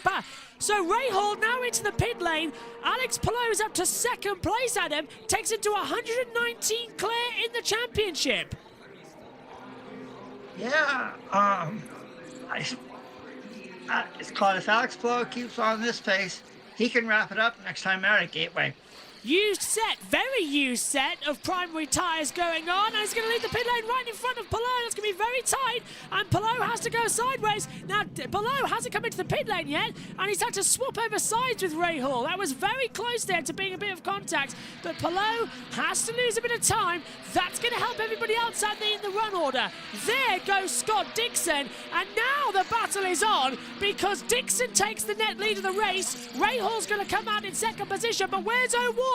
Where is Pato O'Ward? Did he get out ahead of him in towards turn number 1? That's the thing we need to see. Oh, no, he didn't! O'Ward is second! O'Ward is in second place! There's a fly right on my mic shield. So O'Ward said, no, Rahal's gone back through! Rahal's got through into second. So that's finally good at him that he got through. And Grosjean pits. Yeah. I think this is it. Because to me right now, I think Graham Rahal's going to win this race. He's had the speed all day long, and I think he's going to have the right fuel and the right tires, to get him home. Richie says Di Francesco is in 15th place. He did lead at one point as well, as I'm sure you know. Difficult day for him, getting caught out as well with alternative pit stops. Nice to see, though, as they come through. Josh T's now turned to voice off. As we've got flies hanging all around this commentary box as well. That's just great, as it's got dark here now in the UK. But Josh, great pit stops coming. Dixon versus Rahal with 21 laps to go. Yep, 21 laps to go. Indeed, Dixon still out in front by 7.1 seconds. And only the top 21 on the lead lap. Newgarden is back to 2 laps down, and Pedersen still 5 laps down. Not the best day for Pedersen, and definitely a day to forget for Joseph Newgarden. Oh, a little bit of a change on my TV pictures, but we're back up there as well now. So we're looking now. That is lap traffic getting in the way of Pato O'Ward and Lundgaard and Rossi. So trying to see who that is just ahead of them, actually. It's not Marcus Ericsson, I don't think, but the timer screen's glitching again finally as well. That's what the internet does for you as well. Oh dear, am I losing TV pictures? No, back up now as well. So that was a heart-in-mouth moment as the freezing is continuing. So that's now very much alarming me. Josh T, are you getting freezing by any chance? Nope. I'm now way behind on my TV pictures, so I need to sort that as well, because I'm now 2 seconds back from you. Something happened in the house, and somebody has adjusted something. So I need to sort that quickly. Let's go to Tom. Christian Lundgaard behind them. This will be a huge result for the Papaya. If Pato O'Ward can finish ahead or sandwich in between the Rahal, Letterman, Lanigan cars, it'll be a big result. Will Dixon win this? Anything can happen. Let's check in with NBC. 100 million meals by visiting hiv.com. Custom entertainment. We're not just passionate about entertainment, we help. Oh, we've lost them. Now we're back. Helping you face your future with confidence. Not long to go in this race as lap traffic gets put into position. It is lap 66 of 85, 20 laps to go here at the Gallagher Grand Prix at the Indianapolis Motor Speedway. And Adam, this race has just been fantastic. The best we've had at this circuit since, well, it rained a couple of years ago. Yeah, I think it's, if I had to choose, where to put this race, amongst all of them in the NTT IndyCar Series season, I would put this one in my top 5. This has been intense, crazy, exciting, awesome. Only one caution, and now we're getting down to the nitty gritty. We're getting down to who wants this race more, Scott Dixon or Graham Rahal? And will Alex Palou find a way, to steal the win? It could happen, Josh. It surely could happen. It could. Anything can. And there we see that's VK with some what's that coming out the back? It looks like smoke from his engine. A little bit of a braking zone, not looking great there as well. So we'll double check going forward as I'm now attacking flies that are coming to me in the commentary box, which is not a great idea, but they are mosquitoes. So you do what you must. That was VK under attack from Rosenquist coming into the mix. They're not doing too good there. Josh Teaser. Oh, I know. That's Ericsson going through. And VK is puffing with smoke. I think VK's on his way out of the race as we're losing again TV pictures. VK might be out of this one. Let's take a look on the brakes, Adam. Yeah, that's it. That's gearbox and engine. That could go. I don't think VK's got long left. Oh, no. I wonder if it would cause a full course caution, Josh. And then it's who knows who could win. A complete change around for the last 18 laps. It's puffing coming out of the last 2 corners. Let's listen to it.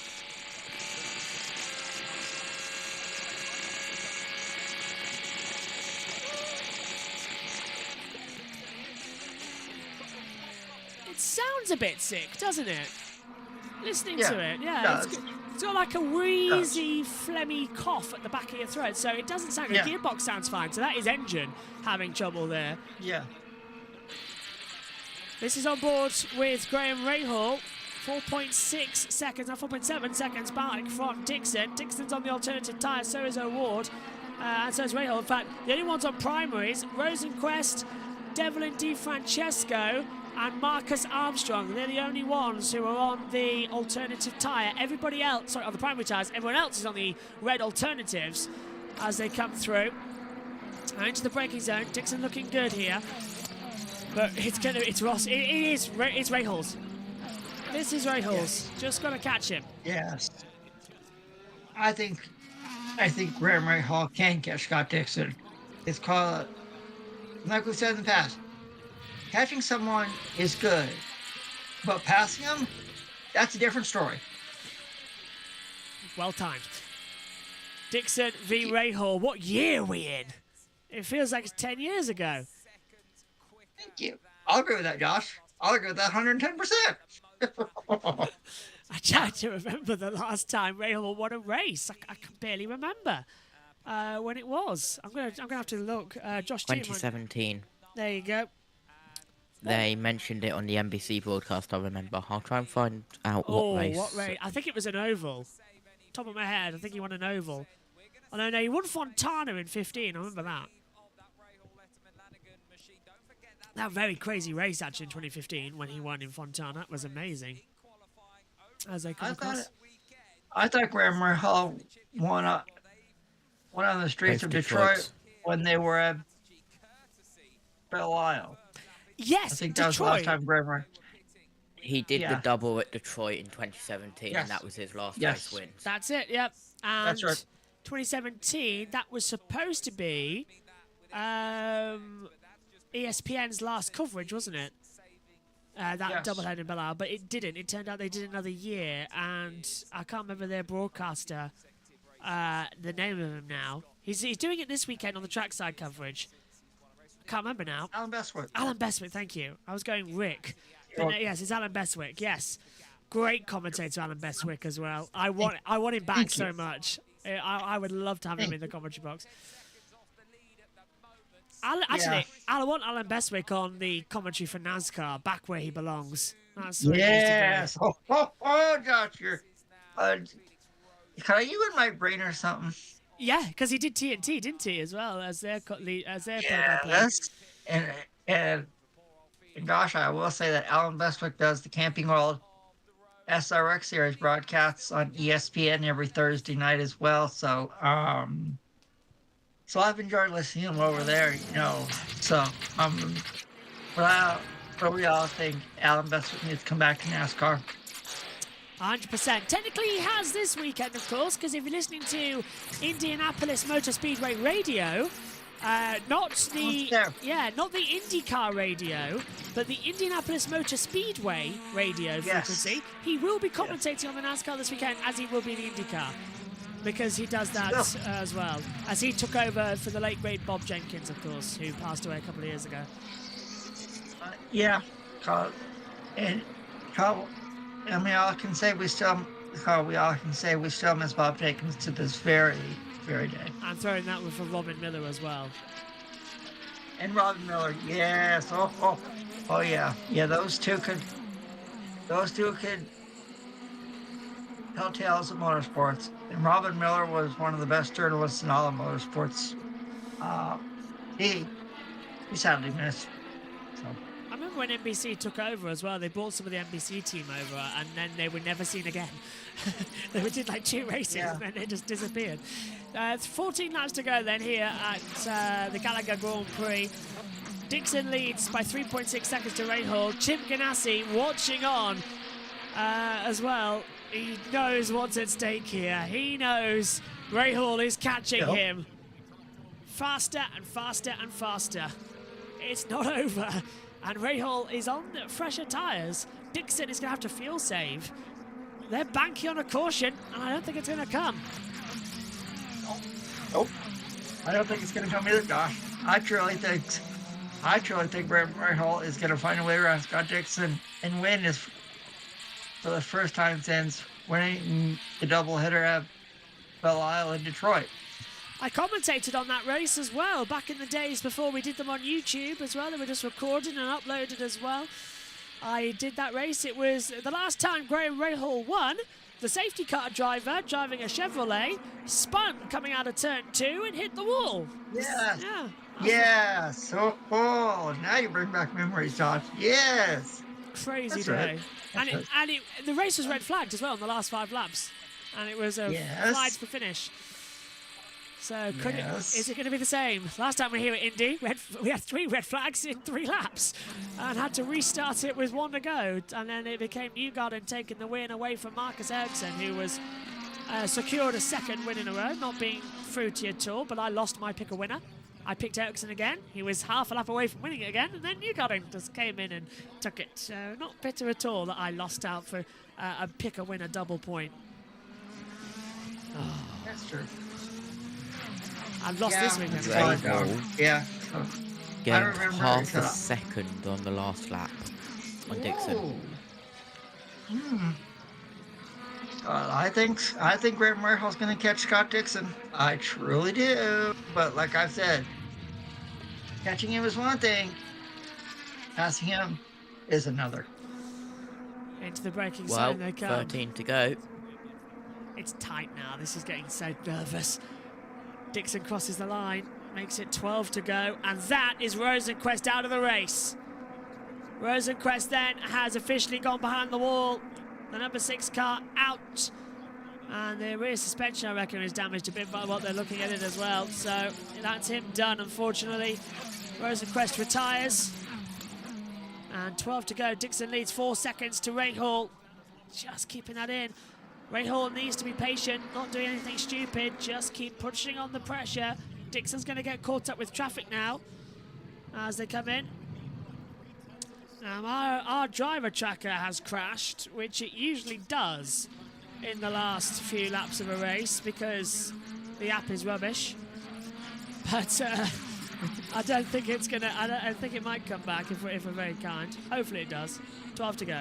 I'm usually for it to go with 12 to go. Usually it goes with like 6 to go or something like that. But no, 12 to go. There's Rahal, 3.8 seconds. So another 10th closing in. Dixon's in trouble. He's got traffic apparently. So yeah. Yeah. That's gonna caught. It's called if Scott Dixon gets caught up in traffic, if I'm Graham Rahal, I pounce. I pounce hard. And quick. Yeah, traffic. Look at that, Adam. There's Dixon just ahead of him. Dixon's the next car in shot now for Rahal. He can attack. Oh, this is it. I don't know whether to stand up, sit down. I'm standing up at the moment. I'm going to take a quick breath for a lap and sit down because I think I'm going to be standing with 10 to go. Oh, this race is just getting chaotic. And I think, Josh, I think Graham Rahal still has some push to pass, if I'm right. 37 seconds of push to pass he has left. Scott Dixon has 65. That? Okay. I know, it's getting tense, isn't it? And a really good point on X. What's it say about this race when the most reaction has been over the drone crashing? Yeah, the drone crashed. Okay. That happened at Silverstone actually in MotoGP. The drone crashed in the Moto3 race, and everyone like, oh, is that an accident? No, it's the drone crashing. Right, 3 seconds to go. Let's check in for the final time with Tom. See the gap, there goes. Oh, Jam Chuck is back. Ganassi's Scott Dixon and the next car down. Well, that is the Rahal Letterman Lanigan machine of Graham Rahal. It's 2.9 seconds across the line, and you can see the difference is closing for Graham Rahal. It'll be a huge motivational factor to be able to see that gap coming down 7/10. He ate out of that lead last time around. I think Dixon's going to have traffic soon as well, and you can just see, there it is. I think that's Ryan Hunter-Ray in the Ed Carpenter machine. And that will slow Dixon down. Surely it has to. Ryan Hunter-Ray, will he play any part in this? The gap 2.7, 2.6. And all the while, the laps are ticking down. It's been a master stroke from Chip Ganassi, but does he have the pace and the weaponry in the armory to fight Graham Rahal should he arrive on the back of his gearbox? At the moment, it's Scott Dixon who started on the sticker reds, the new reds. These tyres that Graham Rahal is on are a used set, but the gap closes. There's traffic looming. 9 to go. This is going to go down to the checker flag. It really is.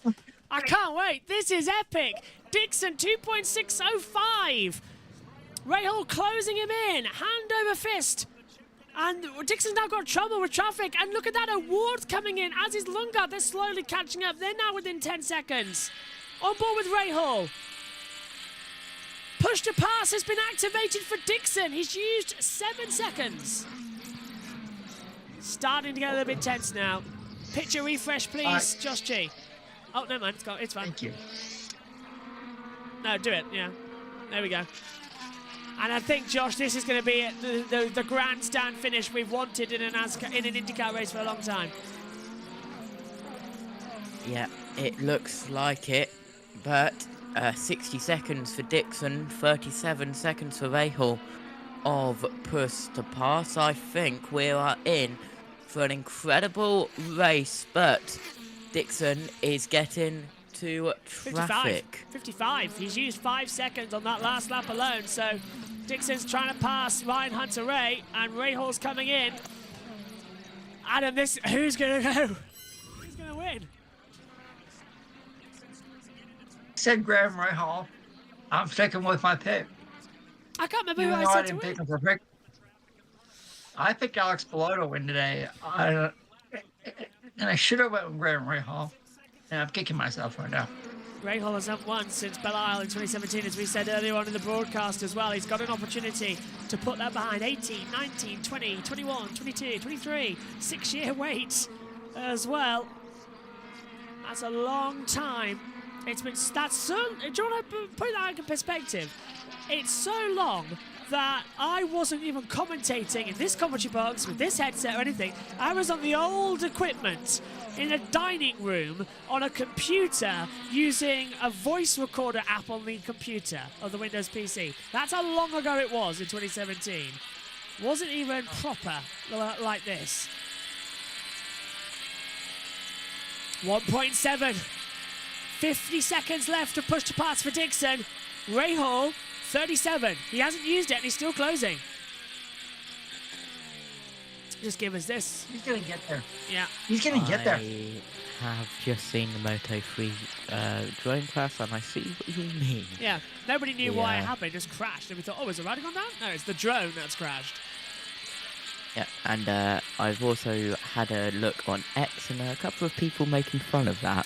Here we are. This is Dixon getting past traffic. That's Hunter Ray. That's Ryan Hunter Ray. That's bad. That's bad. Because look at that now. 2.1 seconds already. 1.9. Oh, Dixon's got a bit more free 1.7. Come on, Graham. Get through on the straight. Not enough time. And I wonder how much push to pass Dixon used on that lap. He had 50. Surely he had to take it down to 40. Surely to get past Hunter Ray. We're going to see. He used 11. He used 11 seconds. He's down to 39. He's now similar to Ray Hall. This is epic. Guessing it's 39, 37 now then. Yeah, 39 for Dixon. Push to pass. Ray Hall 37. And Hunter Ray now really getting in the way of Ray Hall. Blue flags are the option. Command Blue has been given to Ryan Hunter Ray. He's got to get out of the way. Command Blue has been given. So Hunter Ray's got to get out of the way. So here we go. No doubt he'll do it down here. It's too far back. No, that's it. This is not good. This is not good for Graham Ray Hall. Dixon might just hold on for this one. Look how slow it's going to be in the corners. That's the problem. Hunter Ray is slower in the corners compared to the straights because he gets a toe off of Dixon. Oh, this insane race has got another chapter to write. It will be 5 laps to go with no sign of who is going to take victory at the Indianapolis Motor Speedway road course. Now, will Hunter Ray get out of the way? 1.6 seconds. So Dixon's still caught in traffic. If Ray Hall had free air here, he would catch him and he would pass him. But he's only used... Ray Hall used 1 second of push to pass. And look, he's holding up his hand. And yet, there's the command Blue. Hunter Ray gets out of the way, and Ray Hall says, "You idiot! He should have done that in the last lap." Hand came out and everything. Hunter Ray there proving why his nickname sometimes in the paddock is something else beginning with a C with his name. I know where you're going. I knew where you're going, Josh. I don't even have to say it. I knew where you're going. Well, for a driver who has won the Indy 500 before, but has been so slow for the past 6 years of his career, retired, then came back, and is still so slow, you have to wonder why he's even in the sport. Hunter Ray's just embarrassing himself at this point. He's done nothing good since he came back, replacing as well a driver that many said should have actually kept in. 1.3 seconds, though, with 4 to go. Ray Hall's going to have to close at 6, but they are level, 39 to 36. Feels like we're calling a baseball game instead. Yeah.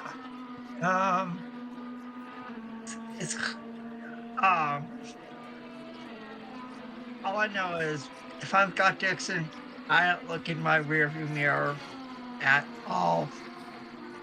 1.2. Ray Hall's now down Ray Hall down to 33 seconds. Dixon down to 38. So this is it. Oh, Dixon made a mistake! Mid-corner through one. Dixon made a massive mistake. The rear of the car stepped out. Look at that. It cost him 2 tenths. Ray Hall's going to be on him.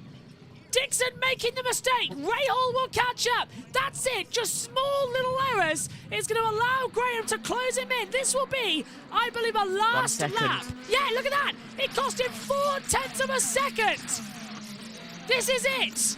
Dixon making the mistakes. Old tyres. Ray Hall will pounce to take the lead In a race, Point he started on eight. pole, 0.8, and it's Devlin Di Francesco ahead of them. In the Andretti. 3/4 of a second now. Will it be down to turn 1? That's the question. Into the braking zone. Look how close they are. This is it. That mistake from Dixon at turn 1 has cost him the entire lap. Rahall's put it together brilliantly. It's 0.5 of a second. Dixon sliding again. The front stepping out, coming out of the last corner. Down the straight. Di Francesco gets out of the way. Very nicely done. 3 laps to go. Dixon 35 seconds. Rahal 32 seconds. And there is 0.4 between them. The battle is on. And Adam, look at this. The drone's back up and running. But Dixon, he wants it. Rahal, though, he wants it bad. Yep. I think Graham Rahal is going to get around Scott Dixon. The question is, where? Well, he's been the bridesmaid here twice, as I said, 2015 and in 2020. Rahal doesn't want to finish second here again. He wants to get the full prize. He wants P1. Is he going to try and find something? The Delta times will come through. This will be the close 0.5 of a second. Let's take a quick look at the Delta times.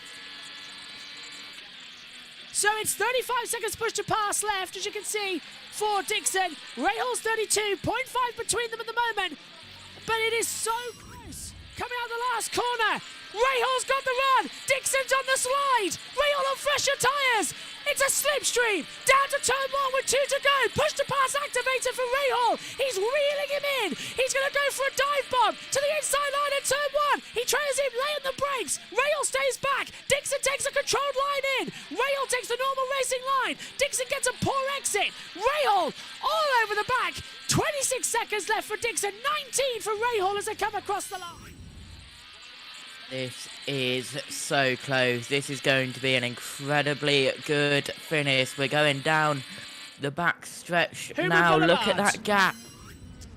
We're going to keep swapping between the two. Rahal into the braking zone for turn 7. Dixon keeps the inside line. This will be a white flag moment to close out an incredible Gallagher Grand Prix at IMS.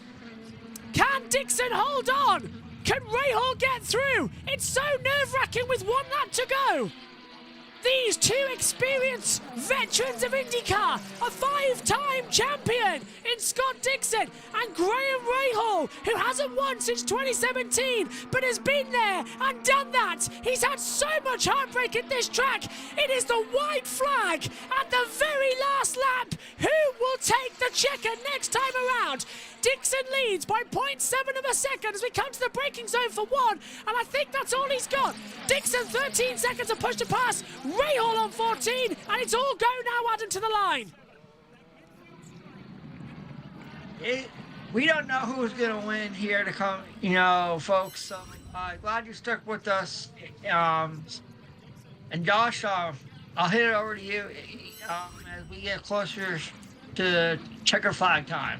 Rahal's using his push to pass as he comes into the braking zone for turn 7. Dixon's going defensive as well. Rahal knows that he's stronger in the last sector compared to Dixon. He needs to stay with him through the left and right to come onto the banking. He's done that now perfectly. Rahal's in the slipstream. It could be in the chicane at turns 12 and 13. Dixon knows he's only got a couple of corners left. Rahal's on the attack. They're both on push to pass as they come into the braking zone. Dixon locks up the front tyre as well. He manages to get it stopped. Rahal's right behind him. It's coming out of the last corner. Dixon controls the inside line. Rahal takes a wider line in, but the car twitches, but gets a better exit. It's a drag race to the line. Scott Dixon will win the IMS Road Course race number 2 across the line by 0.4 of a second to Graham Rahal in second. An amazing finish at IMS, and it's Dixon winning with Rahal second. If there was 5 more laps, Rahal could have done it. That was an absolutely amazing end to the race. Graham Rahal is going to have to wait Heartbreak. a little longer. The bridesmaid for a 3rd time in a row. But Graham Rahal is back. An amazing race. 0.478 to the line. And Adam, it's Scott Dixon winning again. And his first win of the year. Yeah, and what a race. And we thought last week on the streets in Nashville was crazy. To me, I think this was just as crazy. We didn't have as many cautions as we did in Nashville, but it came down to two veterans, like you said, Josh, and very cool to see Scott Dixon win. And guys, Scott Dixon is a Kiwi. Could that be something to look out for regarding tomorrow, since another Kiwi is in the NASCAR Cup Series race? Most notably, Shane Van Gisbergen.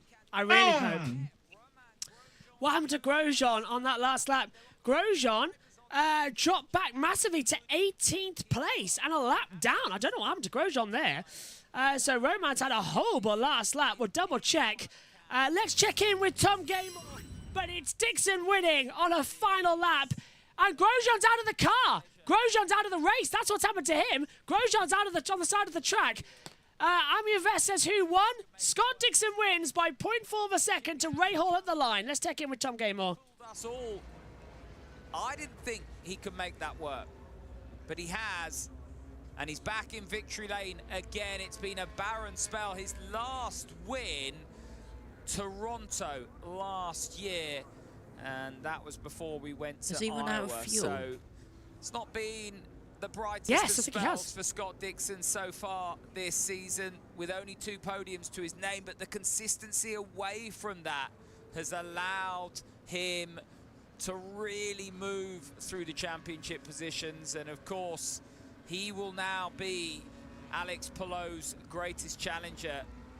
Joseph Newgarden has had a horror show, really, in terms of the points. Will Scott Dixon secure that runners-up spot? Let's head back over to NBC.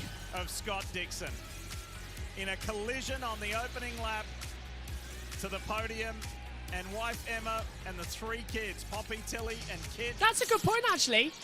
Let's not forget, Dixon was involved in the crash on the opening lap with a caution. He's fought back from a lap down to win. That is amazing. In Nashville, when he was at the back of the field and he just had the look of shock and disbelief on his face that he was able to do what he did. I think there might be that look again today, just to say, how did we pull that off from being on the grass and spun around on the opening lap to being up on the lift and going up onto the podium at the world's most famous racetrack. There's Chip Ganassi. Scott is the most tenured, most successful driver in the history of Chip Ganassi Racing. And there's his 2 bosses, Chip and Mike Hull. They're like, you did it again.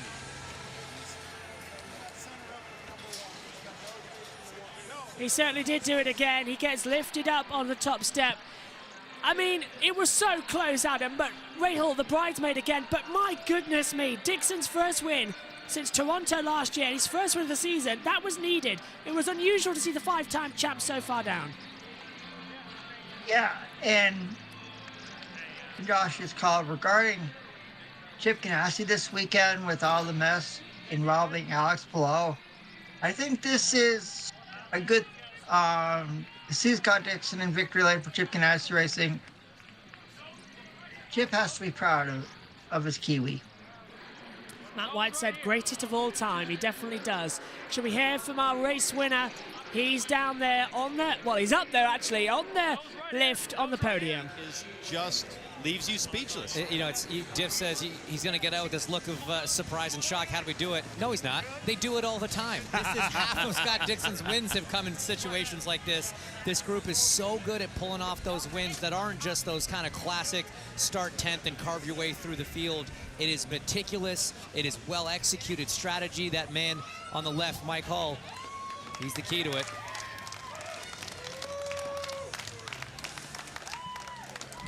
It's the checkered flag moment, brought to you by Advance Auto Parts.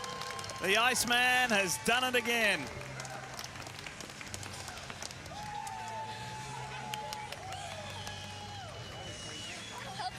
Oh my God. You're so wet. Well done. Thank you.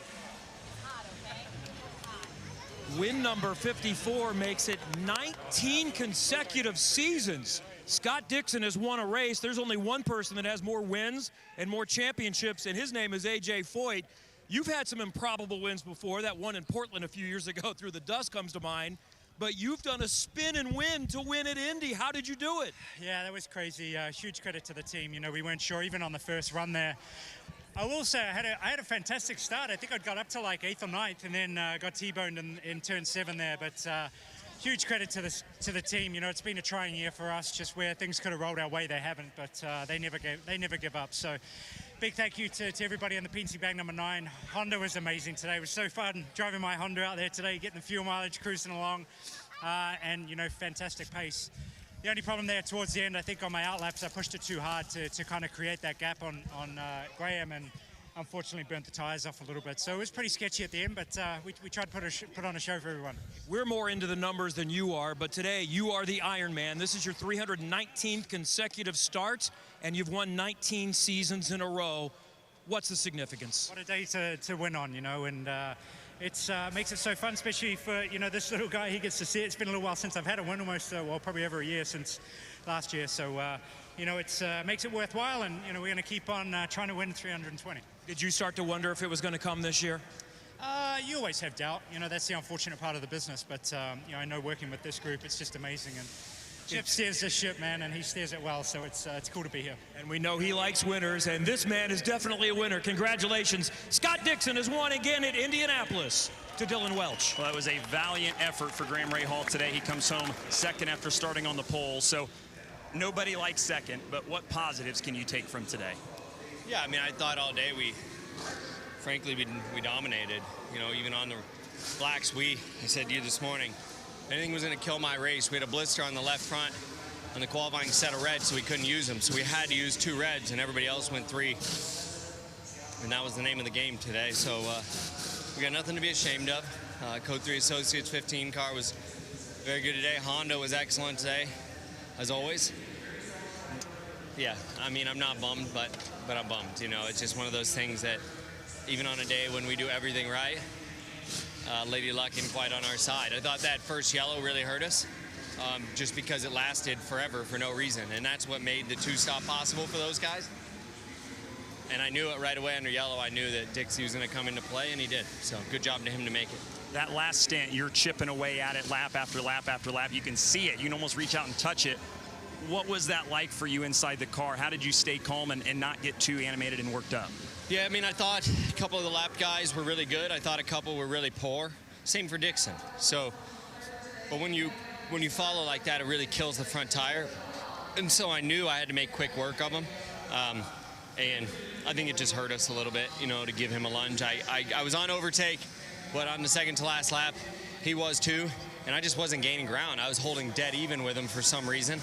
And so I don't know why, but just couldn't make a lunge at him. I thought that was going to be a really good run at it, really good shot. And look, I mean, we have nothing to be ashamed of. We're going against the best of all time by far.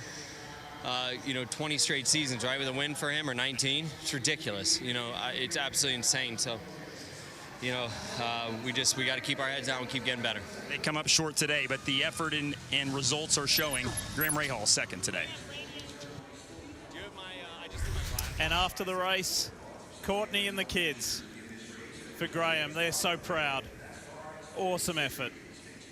And I think he summed it up the best. I'm not bummed, but I'm bummed. Hey, look, if you had told him before the weekend started, hey, man, you're bringing home a podium, he'd have been elated. Over the moon. A pole and a podium. A pole and a podium, but just to be so close to victory and not be beat in the traditional sense, right? It wasn't someone that just outdrove them. It wasn't someone, you know, that outplayed it. He just got a lucky break there with that yellow and the way it played out, but still a phenomenal result. All right, let's hear from some more drivers. Here's Dylan. And Christian Lundgaard comes home in the 4th spot for Rahal Letterman Lanigan Racing. So you were in the mix at one point there with Graham and then fell back after a slow stop. Is that ultimately what the difference was today?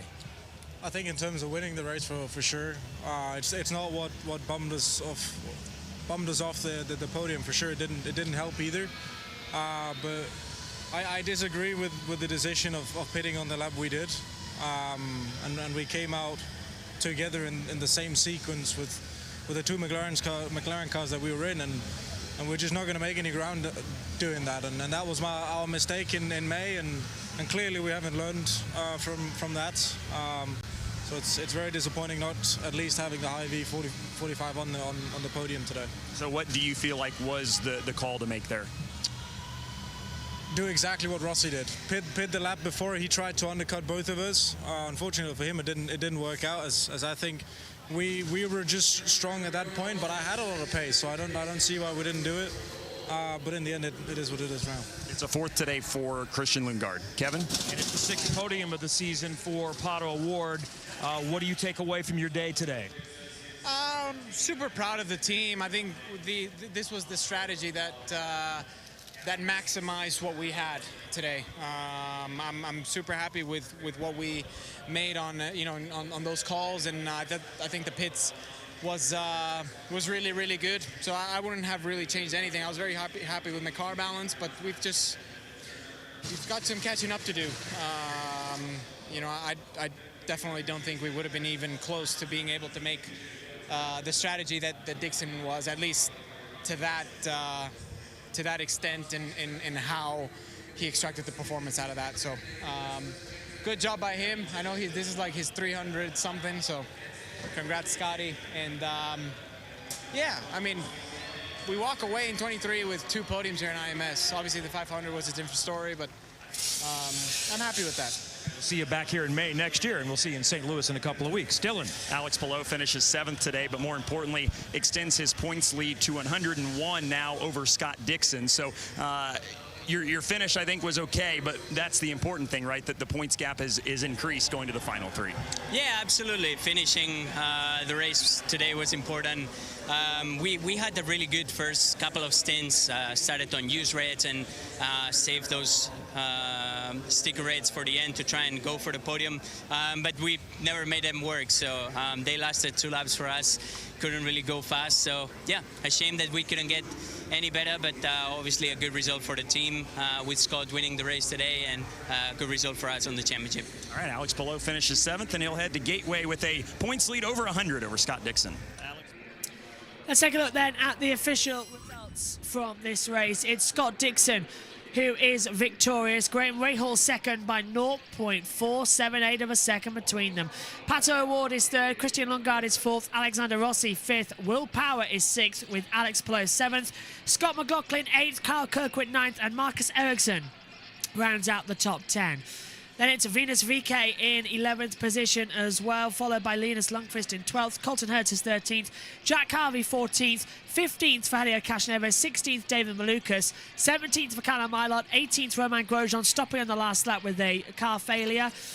Followed that down as well, we'll have 19th Devlin DiFrancesco, Reinhard Ray is 20th, Agustin Canapino 21st, Stimmy Robb is 22nd, Satina Ferrucci 23rd, Marcus Armstrong 24th, Joseph Newgarden 25th, Benjamin Pedersen 26th, and 27th is Felix Rosenquist for Arrow McLaren. Taking a look at points as they run then after this weekend in the championship. Alex Palou now leads on 539. Scott Dixon moves up to second. He's on 438. He's 101 back. Then we're going to have a battle going in as well, because it's Joseph Newgarden 105 back, Scott McLaughlin 144 back, then it's Pato Award in 5th, 151 back, Marcus Ericsson 162 back, Will Power 174, Christian Lundgaard 209, and Carl Kirkwood 227. Back up then in the comms box for closing thoughts here as well, and it really has been a surprising day. Omi, are you there in the background? Can you hear us? Hello. Hello. What did you make of the Gallagher Grand Prix at IMS? An exciting one, especially the ending. It was very, very tight, so I really did enjoy it, with Rahal closing in all the way right at the end. And I thought, and a lot of other people thought, that he probably would have had it with the amount he was actually gaining, but at the end it just wasn't enough. He got close, but he did not get close enough. So yeah, we were all hoping that he could win. I mean, to be honest, I was kind of hoping that he could have a return to the top as well. So yeah, but it was an exciting race. It was indeed. And Josh T, what did you make of it out there today as well? A lot of close running. I think one of the good races we've seen in a while at this track. Yep, some incredibly close running indeed. But just quickly, I'm going to pose a question to all three of you, as Omi, you're here as well. Well, do you think if Ryan Hunter-Ray moved out the way, do you think Ray Hall would have won? Quick yes, Yes. or no answer. Yes. Yes. Omi? 110% yes. Yes. Yeah. We're all agreed there. Yeah. Okay, Adam, one hand on the championship for Palou. He now leads 5.39 to Dixon, 4.38. Newgarden, 4.34. But next up, it's Bob Morado, a track that Dixon likes, and an oval, which Newgarden, he's won all the ovals this season, and the 2 before at Iowa, and Bob Morado as well a year ago. So Newgarden is our oval expert. Could he get his championship back on track, or is it too late? I think Joseph. I think it's a little too late. Could be. And what's your thoughts on the race we've had today there? Another classic, and I think a good start to our doubleheader. Absolutely, Josh. If this race is any indication for what's to come later on in the NASCAR Xfinity Series race and tomorrow in the NASCAR Cup Series race, oh boy. We said this was going to be an intense doubleheader weekend. So far, the IndyCar race has led up to it. Josh T, if you could just pop the link in for USON's Mixler into the YouTube chat, because that's where you need to be as well on Mixler for the Xfinity race coming up later on today, as Adam said, and tomorrow it will be the NASCAR Cup Series at IMS as well for their Brickyard 400 race. It's going to be very dramatic, but it has been a dramatic day for the championship. Joseph Newgarden effectively out of the race on the first lap. Scott Dixon fighting hard with Graham Rahal. 0.438 at the line. 3 races to go. Bob Morado at Worldwide Technology Raceway, the last oval of the year. That favours Newgarden. Then we go to Portland. That favours Palou. Then we go to Laguna Seca. That favours Dixon. There is so much to play for. 3 drivers still in the hunt. Join us for the last 3 races. Tomorrow, Mixler is the place to be with USON's radio coverage of the Brickyard 400. Matthew Owens, Matt White, Seth Ease and Adam will be joining us in the box here as well. I'll be listening in and watching, and also we'll be back in 2 weeks' time. Tomorrow, it's the British Touring Car Championship from Knockhill. Myself and Omi for race 1 and 2. Hopefully Josh T's back for race 3. It's going to be a classic. Adam, Josh, Omi, my thanks to you. My thanks to you all watching. Well, this has really given us a different look on the World Championship for IndyCar. Newgarden throwing it away, not by his own fault. Dixon coming up to take in the charge, but Palou with one hand on it. What will happen 2 weeks' time when IndyCar returns to the ovals? We'll see you then. Take care. Bye-bye.